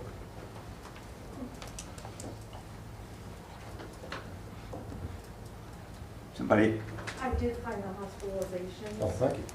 We're 768 today. And That's a number or a percentage? 768 hospitalizations today. Okay, and can you tell me what that is as a percentage for beds at the hospital? Something like 19%. 19% today for beds in the hospital for Something the like that. entire Don't state? quote me on that. Is that statewide? Statewide, 19%. And I know, I was looking at the Two Rivers website, and we have ICU bed availability as of today was 17.5. There's 17.5% of ICU beds available. Available. That's COVID and heart attack and everything else, That is right? in, yes, and that's in our district. All encompassing, okay. And can you tell me, maybe you don't know or haven't been able to pull it up yet, what the percentage was for occupied beds throughout the state last week? It was about 21% last week. 21%? Yeah, Thank you. I think we had been up to about 23 in the last, sometime within the last month. I'm Dr. Danica Peterson. So I wanted to address some of the... I'm sorry, I'm in there. Can you say your name again, please? Dr. Danica Peterson. I wanted to address some of the things that have come up that I've heard about, just from some of the speakers, just from my perspective, from my medical background. I want to start it with science does evolve as we learn more, as there's more research available. And so what we knew in February about this virus is different than what we know 10 months later down the road because of all the research that's been being thrown at this. And so one of the studies you had quoted was CDC saying something like 20 times higher rates for mask wearers. That was back from February of 2020. I actually tried to pull that study up today, and it was not able to be found where I saw the source for it from the CDC website. But I actually do recall that from the spring. My recollection of that study was it was only about 150 people were included in it. It was a small study sample. And it was in two different, totally different areas. One was a very low prevalence area, much like Holdridge would have been in February with COVID. So there was not a lot of it around, and they did not have a mask mandate at that time. The other group that they were comparing it to was in a high prevalence area, like in New York City, for example, where there's a mask mandate in place. And so yes, there was a slightly higher rate. I actually want to get to the 88% in a second. Slightly higher rate in that high prevalence area of getting COVID, but it was more prevalent. And so just like we're saying, wearing masks is not 100%. Well, if there's more of it in the area, whether you wear a mask or not, we're going to see more people getting it. It's just a matter of numbers. To get back to what you're talking about, the 85 and 88%, because that was the difference. The low prevalence area, 85% of people who got COVID were wearing masks. In the high prevalence areas, 88%. We're talking about 3% difference in 150 people total. These numbers just don't, if you do statistics, they're just not that robust, if that makes sense. And then I wanted to get to your point about the state hospitalization rates, because we have thankfully seen a decrease over the last week or so. So it was about 21% hospital rate in Nebraska for COVID positive patients, and this week it's about 19%. I want to go back to what Dr. Stecker had said. We've had 300 deaths or so in the last 2 weeks in the state, and we actually think a lot of those lower numbers are from deaths, and that is not the way we want to get a lower number of rates for hospitals. You think that, or you know that? That's what the epidemiologists in the state are saying. They are much more intelligent than I am in the matter. Have they said that they knew that, or they thought that? That they thought that was where the numbers back. Nobody knows Nobody for certain knows. anything when it comes to COVID, let's be honest. This is an evolving science. Yep. The last piece I want to get back to is the effectiveness of masks. N95s are something that seems between 95 to 98% effective in stopping this virus, and that's the best way possible. This surgical mask I have on, the most recent study I saw said it was about 80% effective in stopping the spread of the virus. And the cloth mask that a lot of us wear, it's about 50% effective. We're not talking perfect by any means, but if I could decrease my hospital rate by half by putting something on my face, that seems like a pretty minimal risk to me. I'm not going into the legality of it and some of those things, but just from my healthcare perspective, if I could decrease my patients coming into the hospital by half by putting something on your face, that seems like a pretty easy solution to me. I'm happy to take questions if there's questions. Yeah. Could you repeat that for me again, the paper masks versus the cloth masks? So, versus the so my surgical mask is about 80% effective with the Okay. study I've most recently seen. The cloth masks are about 50% effective. Okay. The reason is it's droplets. So yes, the virus is small. It can get through these masks. It can get back here. I'm not going to lie. It can. But it stops droplets. So people coughing and sneezing, just think about it. It keeps that within them so we're not spreading it to other people. And so that's really how I personally think it works. You can read a lot of different opinions on that from just the healthcare side of things. So the virus has to be attached to a droplet to actually be spread? I don't know that for certain, to be honest. There's been a lot of different theories that have come out, and so I don't know where the science stands on that one.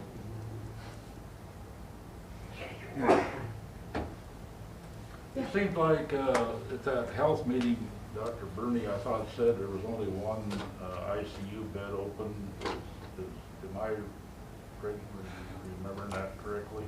Are we talking for our For hospital? Holdridge, yeah. That changes day to day. Yeah, I So know, but at that time. at that time, I think we had one that could handle, so we only have so many negative Right. pressure rooms, so we could only take one more negative Right, pressure right. patient at that time, was my understanding of it. It really, we have seen kind of swings with this, and so we have moments where we feel like, okay, we can breathe, we're doing okay, and truly 2 days later, we're looking at almost a full Right, capacity. right. But I again. was just trying to make Yeah. you only had one bed open. Exactly, up there. exactly. And we are very concerned about what Thanksgiving's gonna do to our numbers. We're just really fearful in the next week or two that we're gonna just be seeing that surge again. Yeah. With that said, with that surge in mind that you're speculating, Yeah. how many surgeries that aren't critical do you guys do on a daily basis currently? I'm the wrong person to ask on that one. I do not know that. Anybody have any idea? So do we?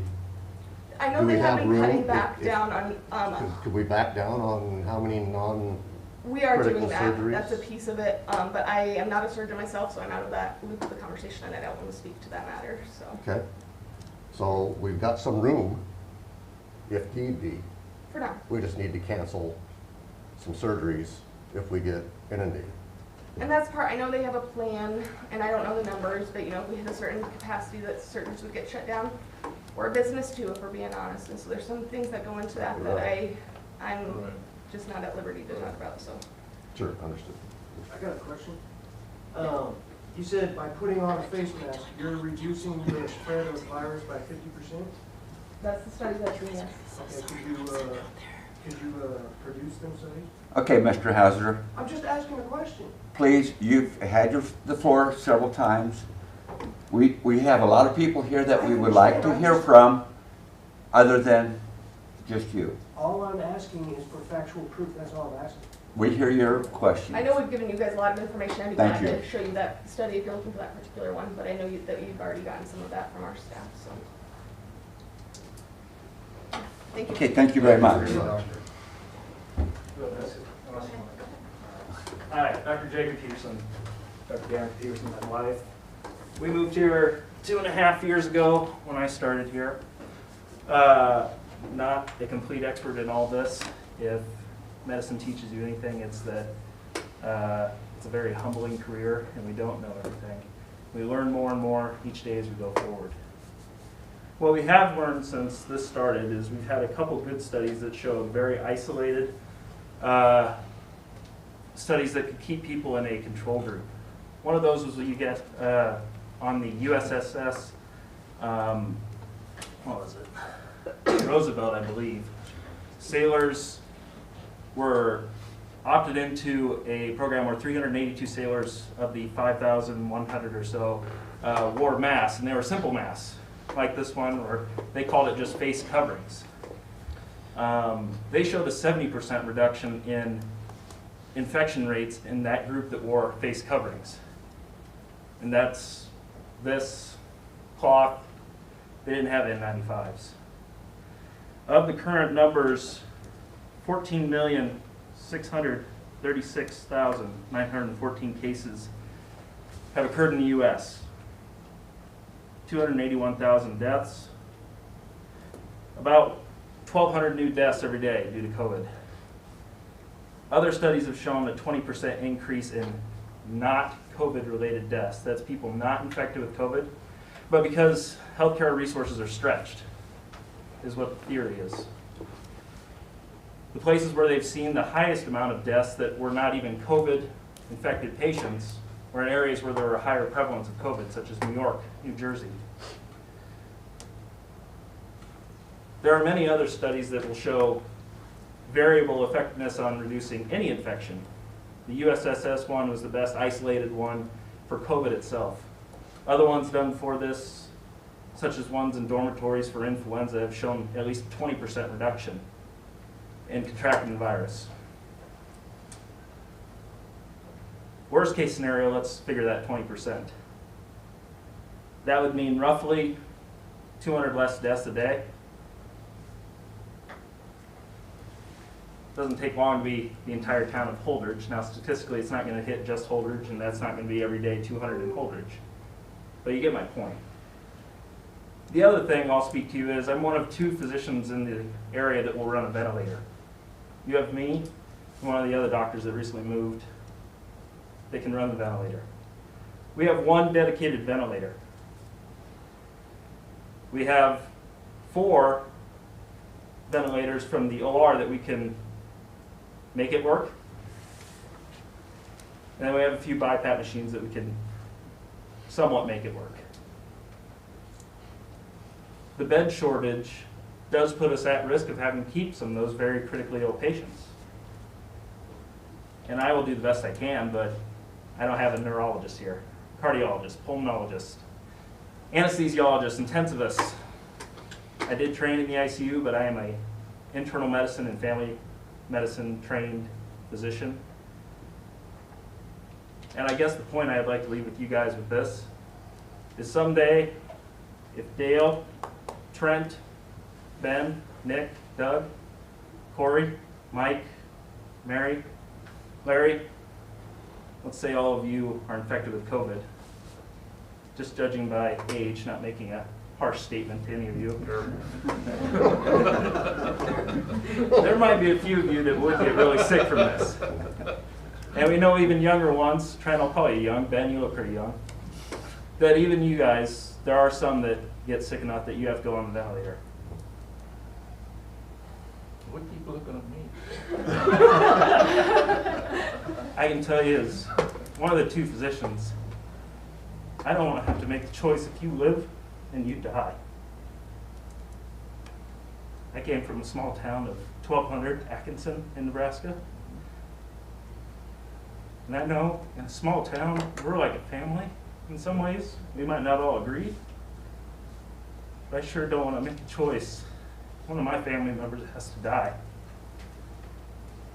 And we're getting closer to that. We're not there yet. But masks may prevent it. Maybe not. You don't know for sure. But I implore you, if we can save ourselves from that, that's huge. Because even if the total numbers aren't that big, one's big enough. Two's definitely big enough. 9's even bigger. 5,600 roughly, Holdridge. Anything we can do, it's helpful. And I'm willing to do that for you if you'll do it for me. Thank you. Thank you. Thanks, Doctor. I have a question, Doc. This is, on that study on the USS, did it say if they were at sea or were they in port? Excuse me? Were they at sea? Were they deployed or were they in port? No, no. They were all aboard the ship, isolated from anyone else. Well, that's what I'm wondering, is it, because if it's in port, big difference. Then those 300 guys wearing a mask because everybody's leaving the ship, everybody's coming on. In that study, no one was allowed in or off the ship. Okay, how? Okay. And wasn't there a control group for that? I don't. That's why I was wondering, because prior military, living on ship, I mean, you would cram 200 people in a room like this and live. Yeah. For 6 months or 9 months. So that's why I was asking. I mean, if they're full capacity and they're at sea, big difference. If they're in port doing work, coming and going, I can't to and speak from. to Okay. Location. But full now, capacity was it just the 300 that wore a mask stayed on ship? There were 5,000 aboard, So they stayed on- 5,100. I think I remember reading them. 382 Okay. wore masks. Okay. Thank you for Thank your you. input. Yes. Thanks, Doc. Thank you.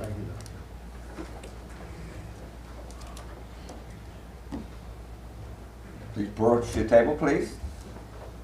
Mary Hawk. And first of all, I want to have a point of order. As chair of the council, Mayor Doug, you have the right to say at the beginning of the meeting or whenever it needs to be that people that are in the audience do not have the right to talk to anyone that is sitting here without your express permission. You also, if you tell them once to be quiet, and if they keep talking, you can tell them to leave the meeting. That's a point of order. You need to enforce it in a situation like that, because it's not fair to those of us that respect it, that we have disrespectful people that are speaking out of turn. Thank you. You all have the right to speak at any time, because you're on the council. We all back there do not until you recognize us. The second thing is I want to thank Dr. Peterson for what he said. It's very true. I hear all these gracious things, how wonderful of a community we are, but unless we're willing to have the same respect for everyone else and have that returned to us, you can't say that we all have the same interest. The only way that this will work is if everyone wears a mask. And hopefully the spread can be reduced somewhat. Thank you, Mary. Thank you, Mary. Good point. And good luck to you, sir, when I'm not sitting here, when I'm sitting out there. Okay. Tana.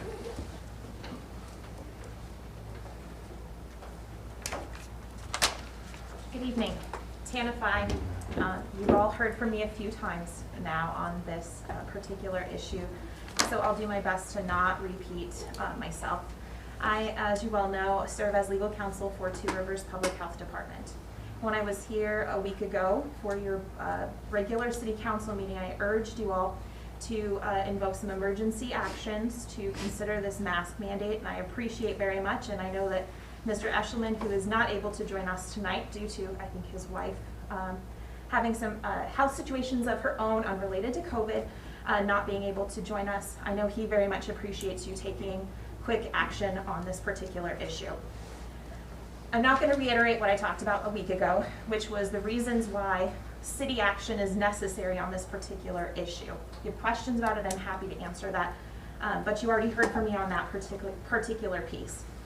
I want to talk about just a couple of things tonight.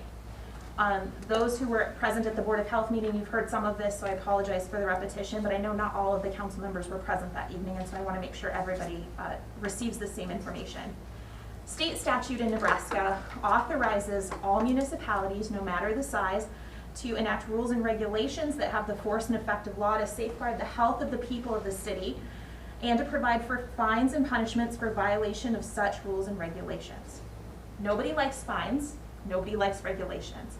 I think that that's a fair statement. We all probably can understand some of the strong feelings that we've heard from this evening regarding those issues.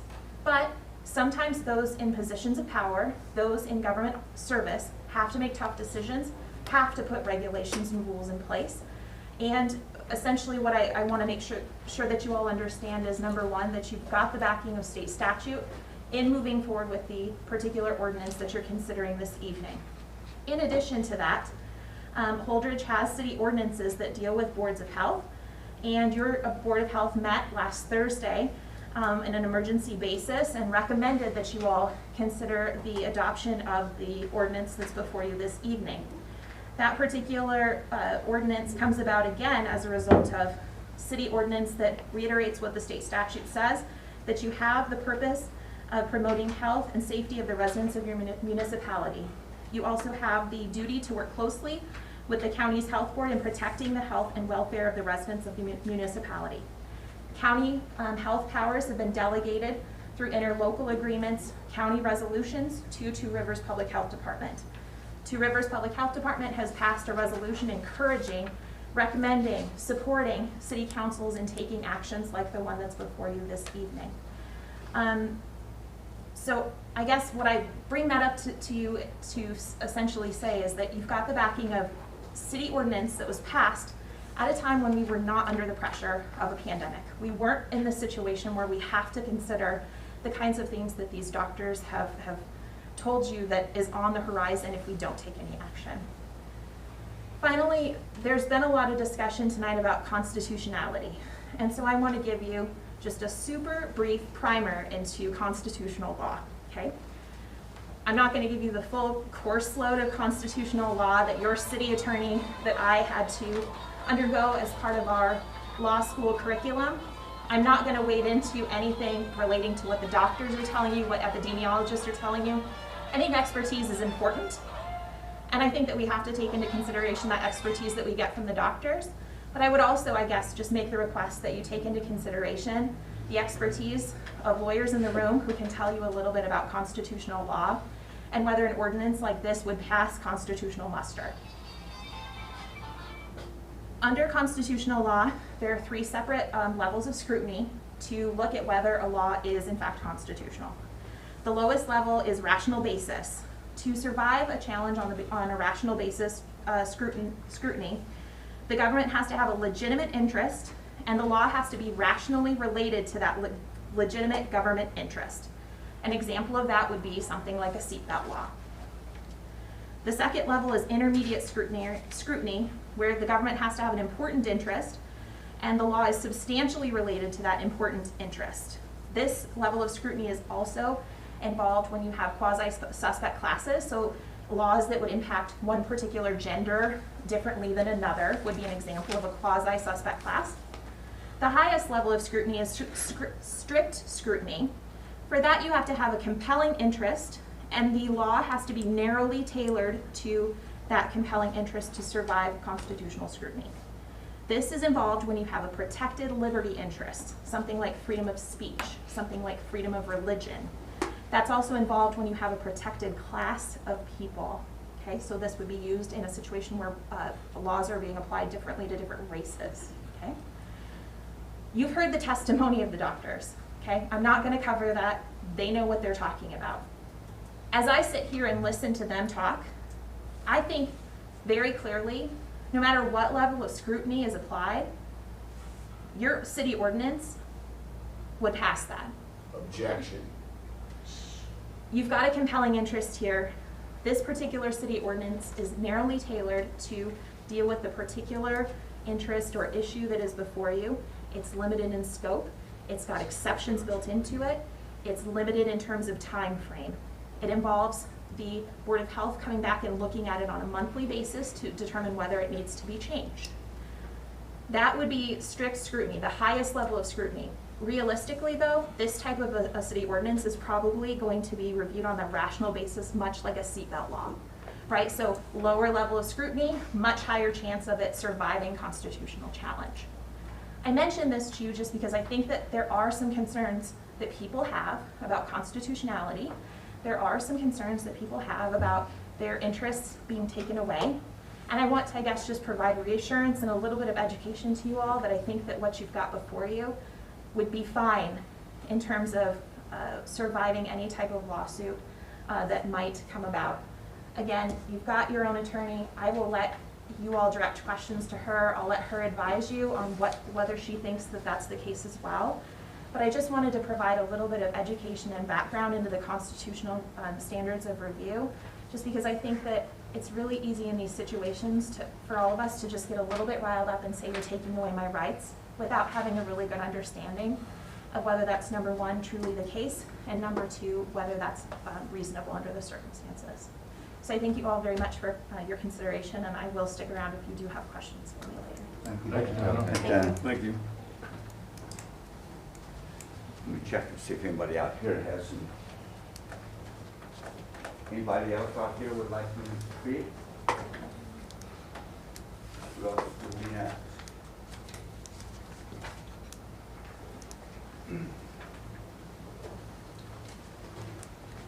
Good evening. Good evening. My name is Richard Gustafson, lifelong resident of 67 years here. If you wouldn't mind, I'd just like to make some common observations right off before I get into anything. And that is, number one, these masks, like people have been brought up. If you're like me, I've never seen people in the hospital personnel wear these until this year. All during flu seasons, I've never seen people wear them. This COVID-19 is a coronavirus. Now, correct me if I'm wrong, but the flu's a coronavirus. The cold is a coronavirus. Why hasn't anybody in medical fields worn these before? Do you know what these masks were made for? They were made for surgeons to stop bacteria from coming out of their mouths as they're working on patients. Bacteria is approximately 40 to 60, upwards to 400 times larger than this virus. I just came across an article in the CDC. I just want to talk facts here. And it's CDC, Center for Disease Control, Natural Disasters, and Severe Weather, COVID-19. And they said cloth masks, this is in reference to forest fires now. Cloth masks will not protect you from wildfire smoke. The cloth masks are used to slow the spread of COVID-19 by blocking respiratory droplets, offer little protection against wildfire smoke. They do not catch the small harmful particles in smoke that can harm your health. Okay, so I went to the CDC to find out air quality, and this particle size they're talking about in the smoke is 2.5 microns. Now, the size of this virus, correct me if I'm wrong, is 0.12 microns. The water droplets that's needed in the breath that everybody's talking about is 0.5 microns. So these dust particles, which are 2.5, which are 5 times, 10 times larger, the CDC is double speaking. On the one hand, they're saying this cloth mask won't stop a 0.5 micron, will stop a 0.5 micron. But on the other hand, with smoke at 2.5, it'll stop. Where's all this confusion coming from? We all know it's one size. Everybody agrees that it's 0.12 microns. And these masks, these cloth masks that virtually everybody has on here, they only stop down to 6 microns. The N95 that people have been bringing up, well, the 95 is they're 95% effective. And they only go down to 3 microns. Now, the one female doctor that's in here talked about a study that was on October 5th, where they did the study, and they did 154 people. And of those 154 people, 3.9% didn't wear a mask that were infected, of that 144. Of those who wore a mask all the time, it was 80%. So I don't believe you can conduct a larger test and get a reversal of results. I can see 10, 15 points going here or there, but not a massive swing.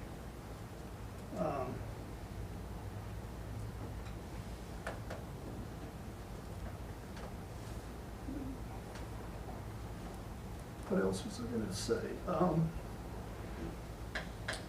Children. Well, let me back up.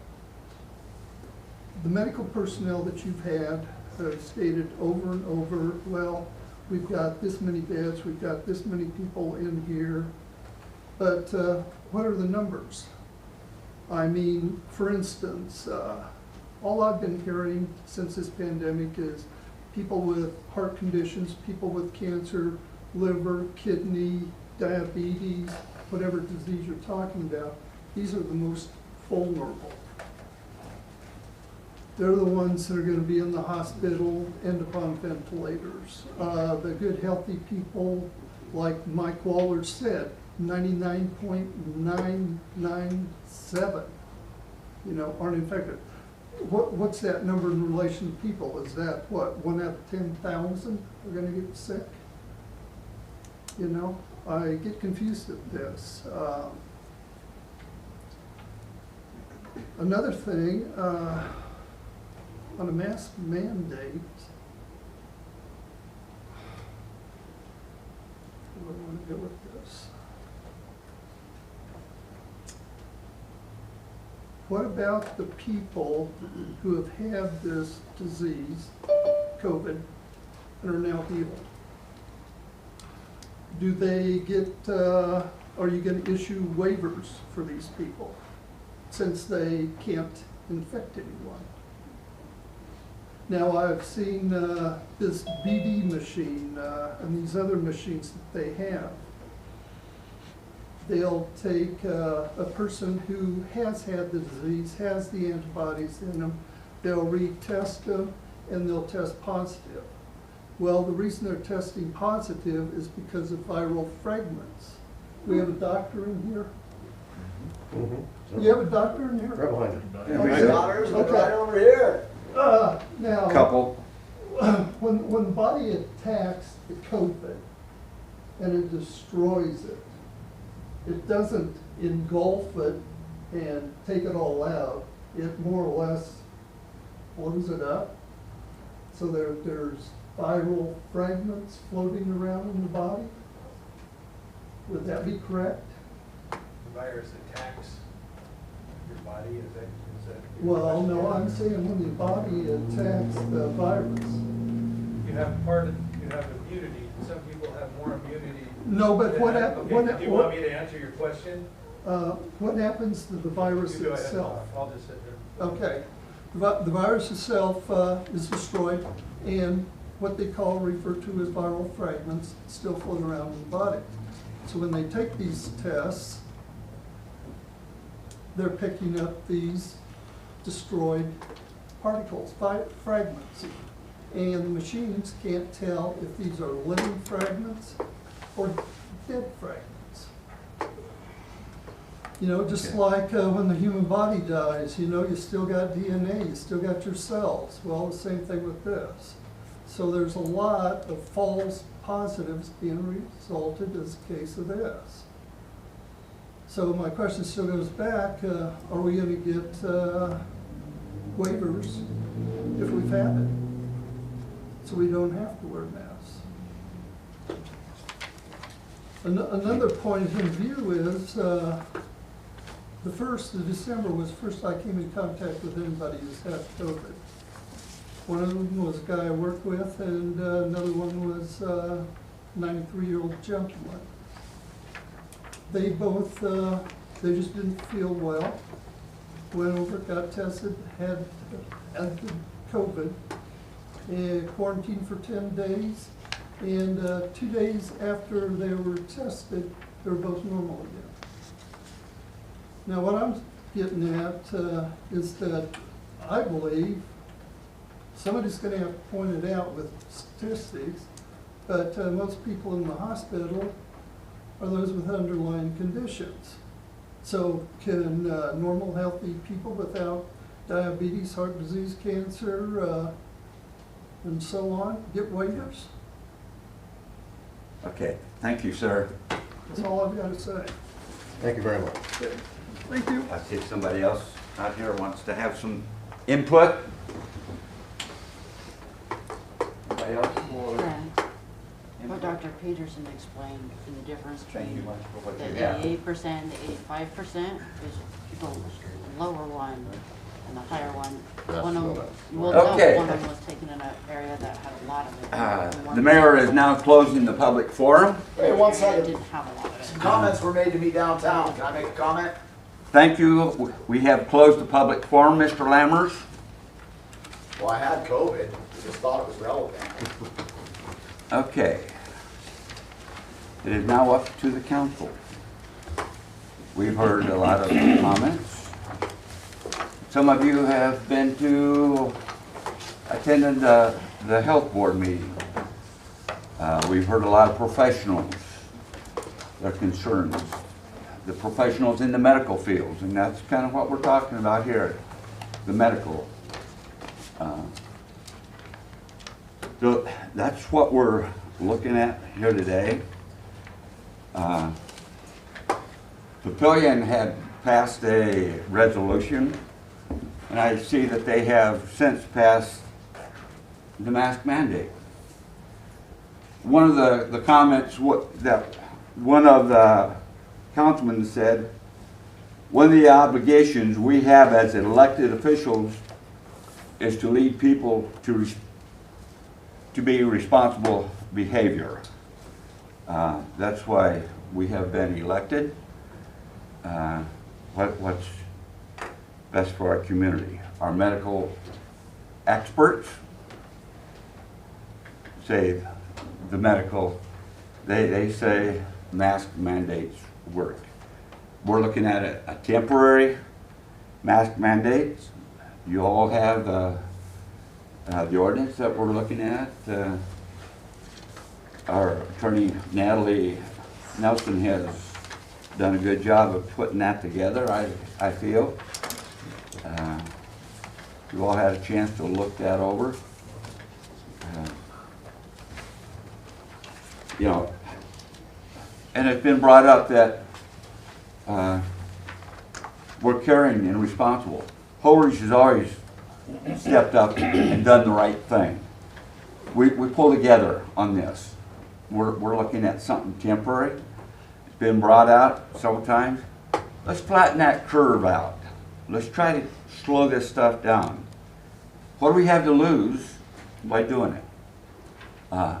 Everybody agrees these are not 100% going to do it.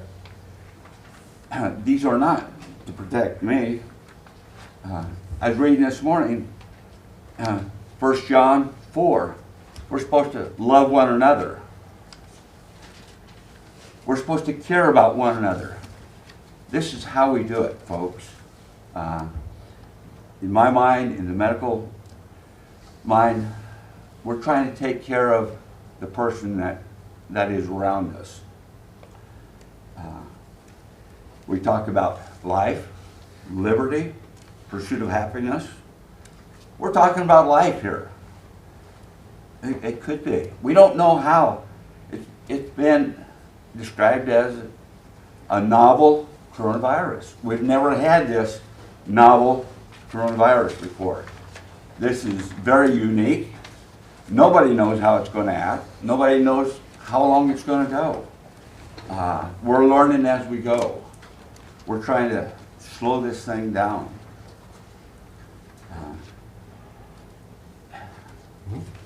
Trent, did you have a question? No, no questions.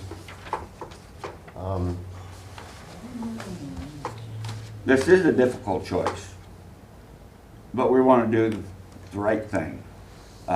It is temporary. Hopefully we can, this ordinance was copied, used Kearney as our template. Grand Island used this. Haitians used it.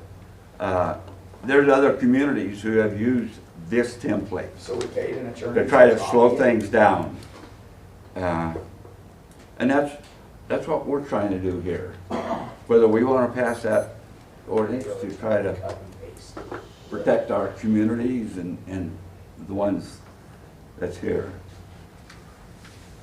I'm open for discussion here. Read it. Are you, anybody interested in a tabled discussion on the subject? So we have a chance to discuss it amongst ourselves? I think any discussion should be done in front of the public. Or ahead of this meeting. Public discussion. We've had public discussion, Mr. Lammers. This is up to the council now. We have to close the public forum. I don't know if you heard that, but thank you. We are open for discussion. Personally, I feel like. Yeah, there's so yeah, I'm much trying to clear the room. tonight. I don't know if I can confidently make a decent decision. On the same way. There's, between the health board meeting and this, phone calls, text messages I've received, a little bit more time, because I don't know if it's.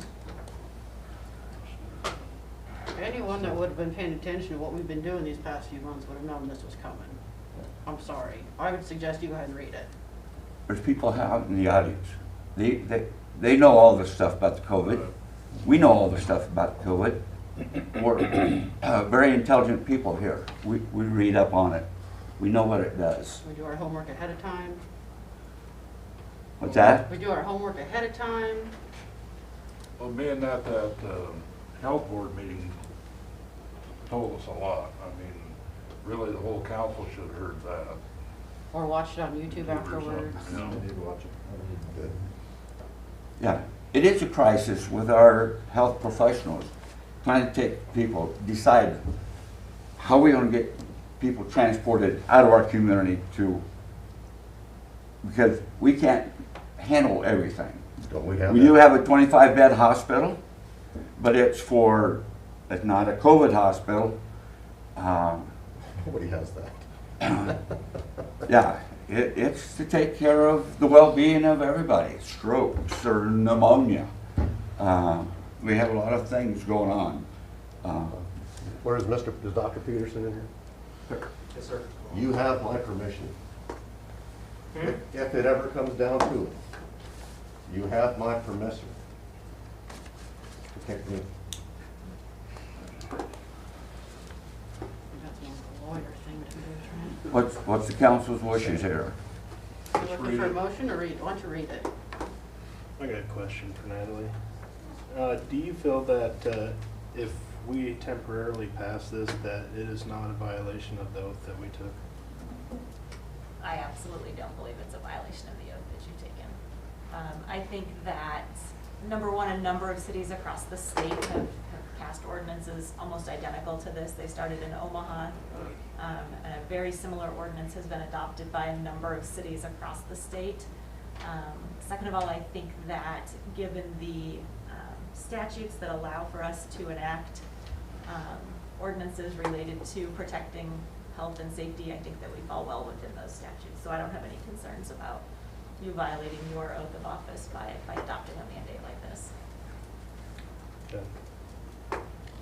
Well, go ahead. My just my thoughts on it. That's a big issue with me on it. But if we don't really believe that it is violating our rights, then, and we are all in agreement that we're doing it as a temporary thing to try and flatten the curve, as every well-respected physician in our town is urging us. I don't know, I got a lot of phone calls this whole weekend about it from a lot of good friends too, and questioning me and my my morals for it. But to me, the facts are, anytime I go to the hospital, especially when it comes to my kids, there's not a single time that I won't listen to my doctors. And if they're saying that us doing this will help, then are we really out anything trying? For 2 months, is that really infringing upon anybody? I worry about that, and if you say you really believe it's not, then I say we read it. And this council is the same one that a month ago moved forward with guidelines of pushing that people do publicly wear masks. Pass a And resolution. Not a resolution, but made no ordinance and made no, so we've actually done what we should have done. And that's about as far as we should go, my opinion. Without stepping on things that we don't know what's gonna happen after we do. Along those guidelines, not everybody in town, not every business requires a mask. I've seen at least 5 businesses close because of the coronavirus. That's not good for businesses. Some of those, the one I know of, they are now requiring masks. It looks like somebody must have, they ignored it. They evidently somebody on their staff come down with it. I wouldn't wish that on anybody, but we're looking at keeping businesses open, economics, but it's more about the health-wise, respecting one another.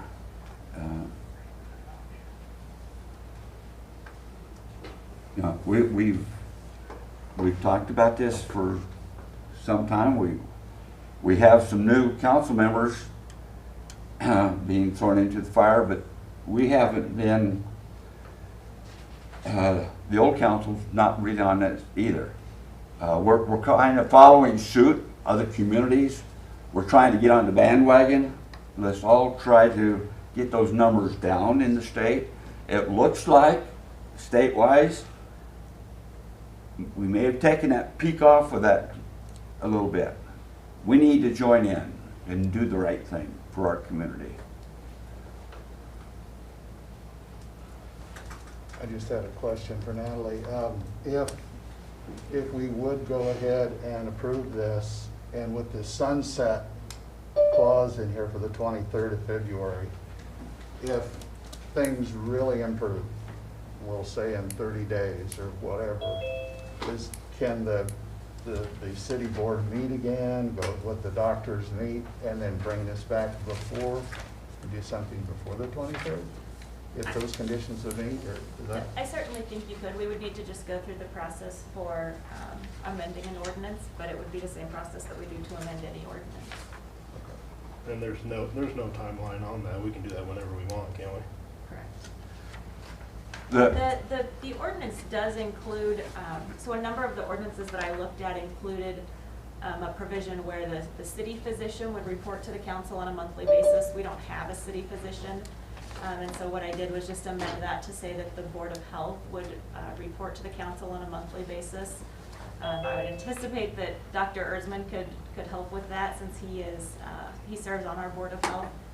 But I think that the purpose of that reporting is simply to keep an eye on the situation and ensure that a mask mandate is still necessary. And if the Board of Health were to come back and report that there's not a need to continue that, we could certainly amend the ordinance to end that early. Good point, Natalie. This is a temporary thing. We don't, like she said, we don't have a doctor on our staff, but we do have a public health board.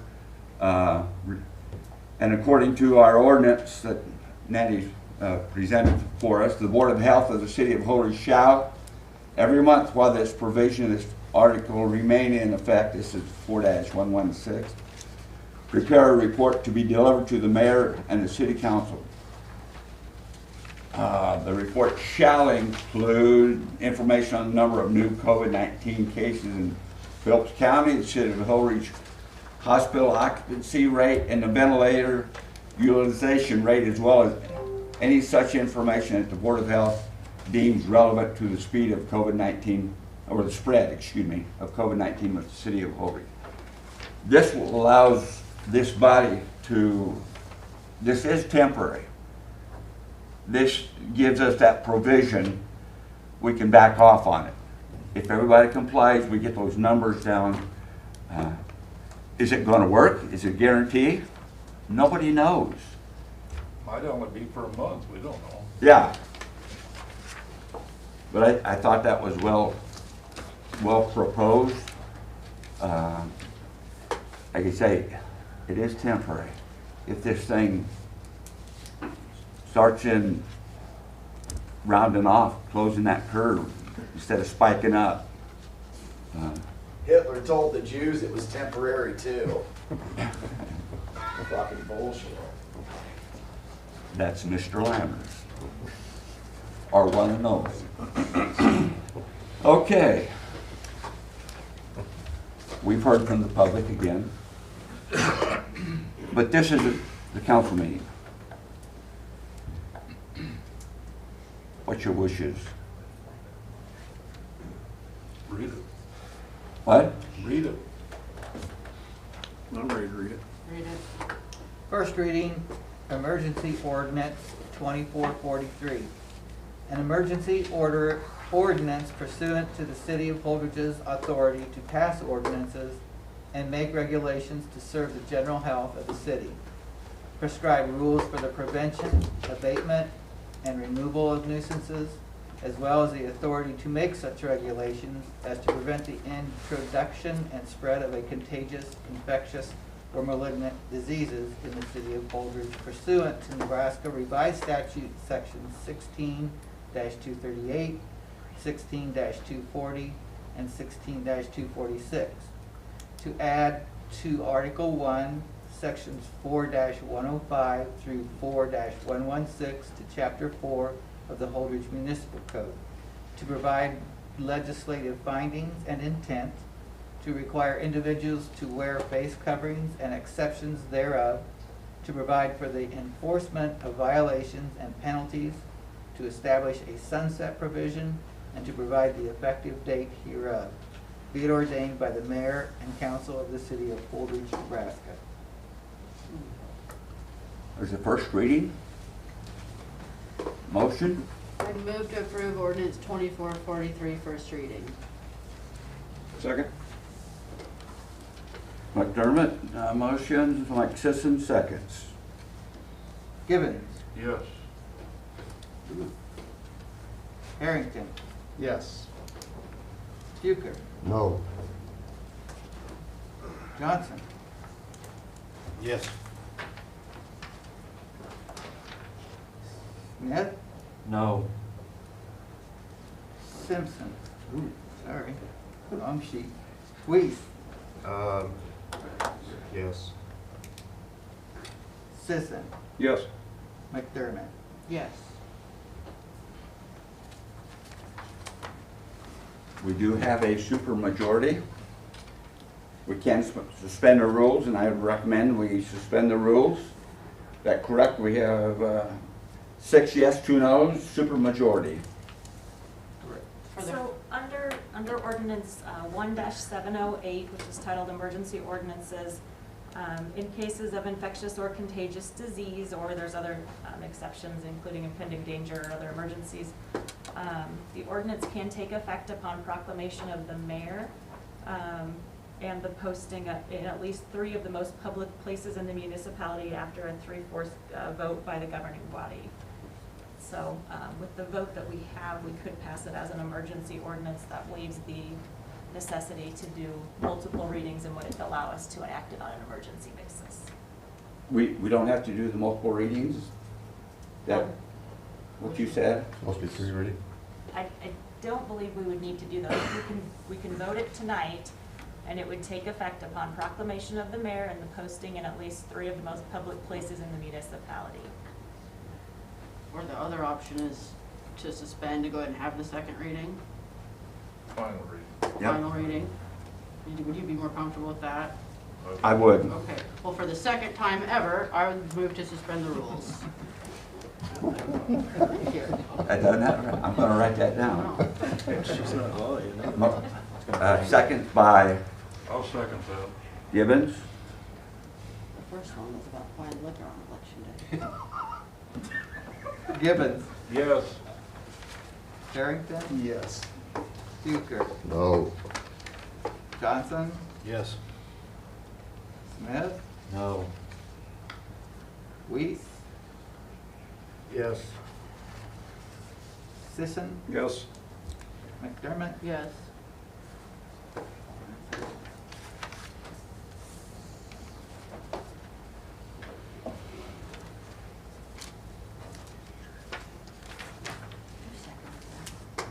Final reading, ordinance 2443. An emergency ordinance pursuant to the city of Holdridge's authority to pass ordinances and make regulations to serve the general health of the city. Prescribe rules for the prevention, abatement, and removal of nuisances, as well as the authority to make such regulations as to prevent the introduction and spread of contagious, infectious, or malignant diseases in the city of Holdridge pursuant to Nebraska Revised Statute, Section 16-238, 16-240, and 16-246. To add Article 1, Sections 4-105 through 4-116 to Chapter 4 of the Holdridge Municipal Code, to provide legislative findings and intent, to require individuals to wear facial coverings and exceptions thereof, to provide for the enforcement of violations and penalties, to establish a sunset provision, and to provide the effective date hereof. Be it ordained by the mayor and council of the city of Holdridge, Nebraska. And the effective date would be? February 23rd, I believe. The effective That's- date is the 10th. That's when Effective it date is. The in the 10th would be statute the- is Thursday. Yeah, Thursday the 10th, 12:01 a.m.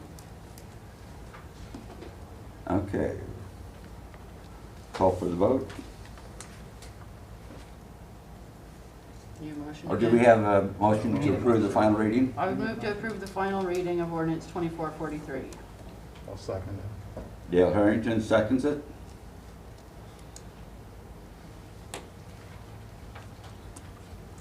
Gibbons, Yes. Harrington, Yes. Bucher, No. Johnson, Yes. Smith, No. Weiss, Yes. Sisson, Yes. McDermott. Yes. Motion carried. We will have a mask mandate starting on Thursday morning.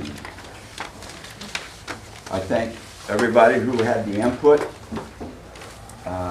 both ways. Thank you, everybody, for coming. Appreciate all of it. Thank you very much for what you do. This meeting is adjourned. Welcome to the council. Regardless of what we were gonna do or say, we're pissing somebody. Welcome to council, dude. That's how I said, my phone's blown up. I know. But I looked at it, I should have said it. I take 2 loads for my life, this is the second one. My first one doesn't, I don't have an expiration date on it.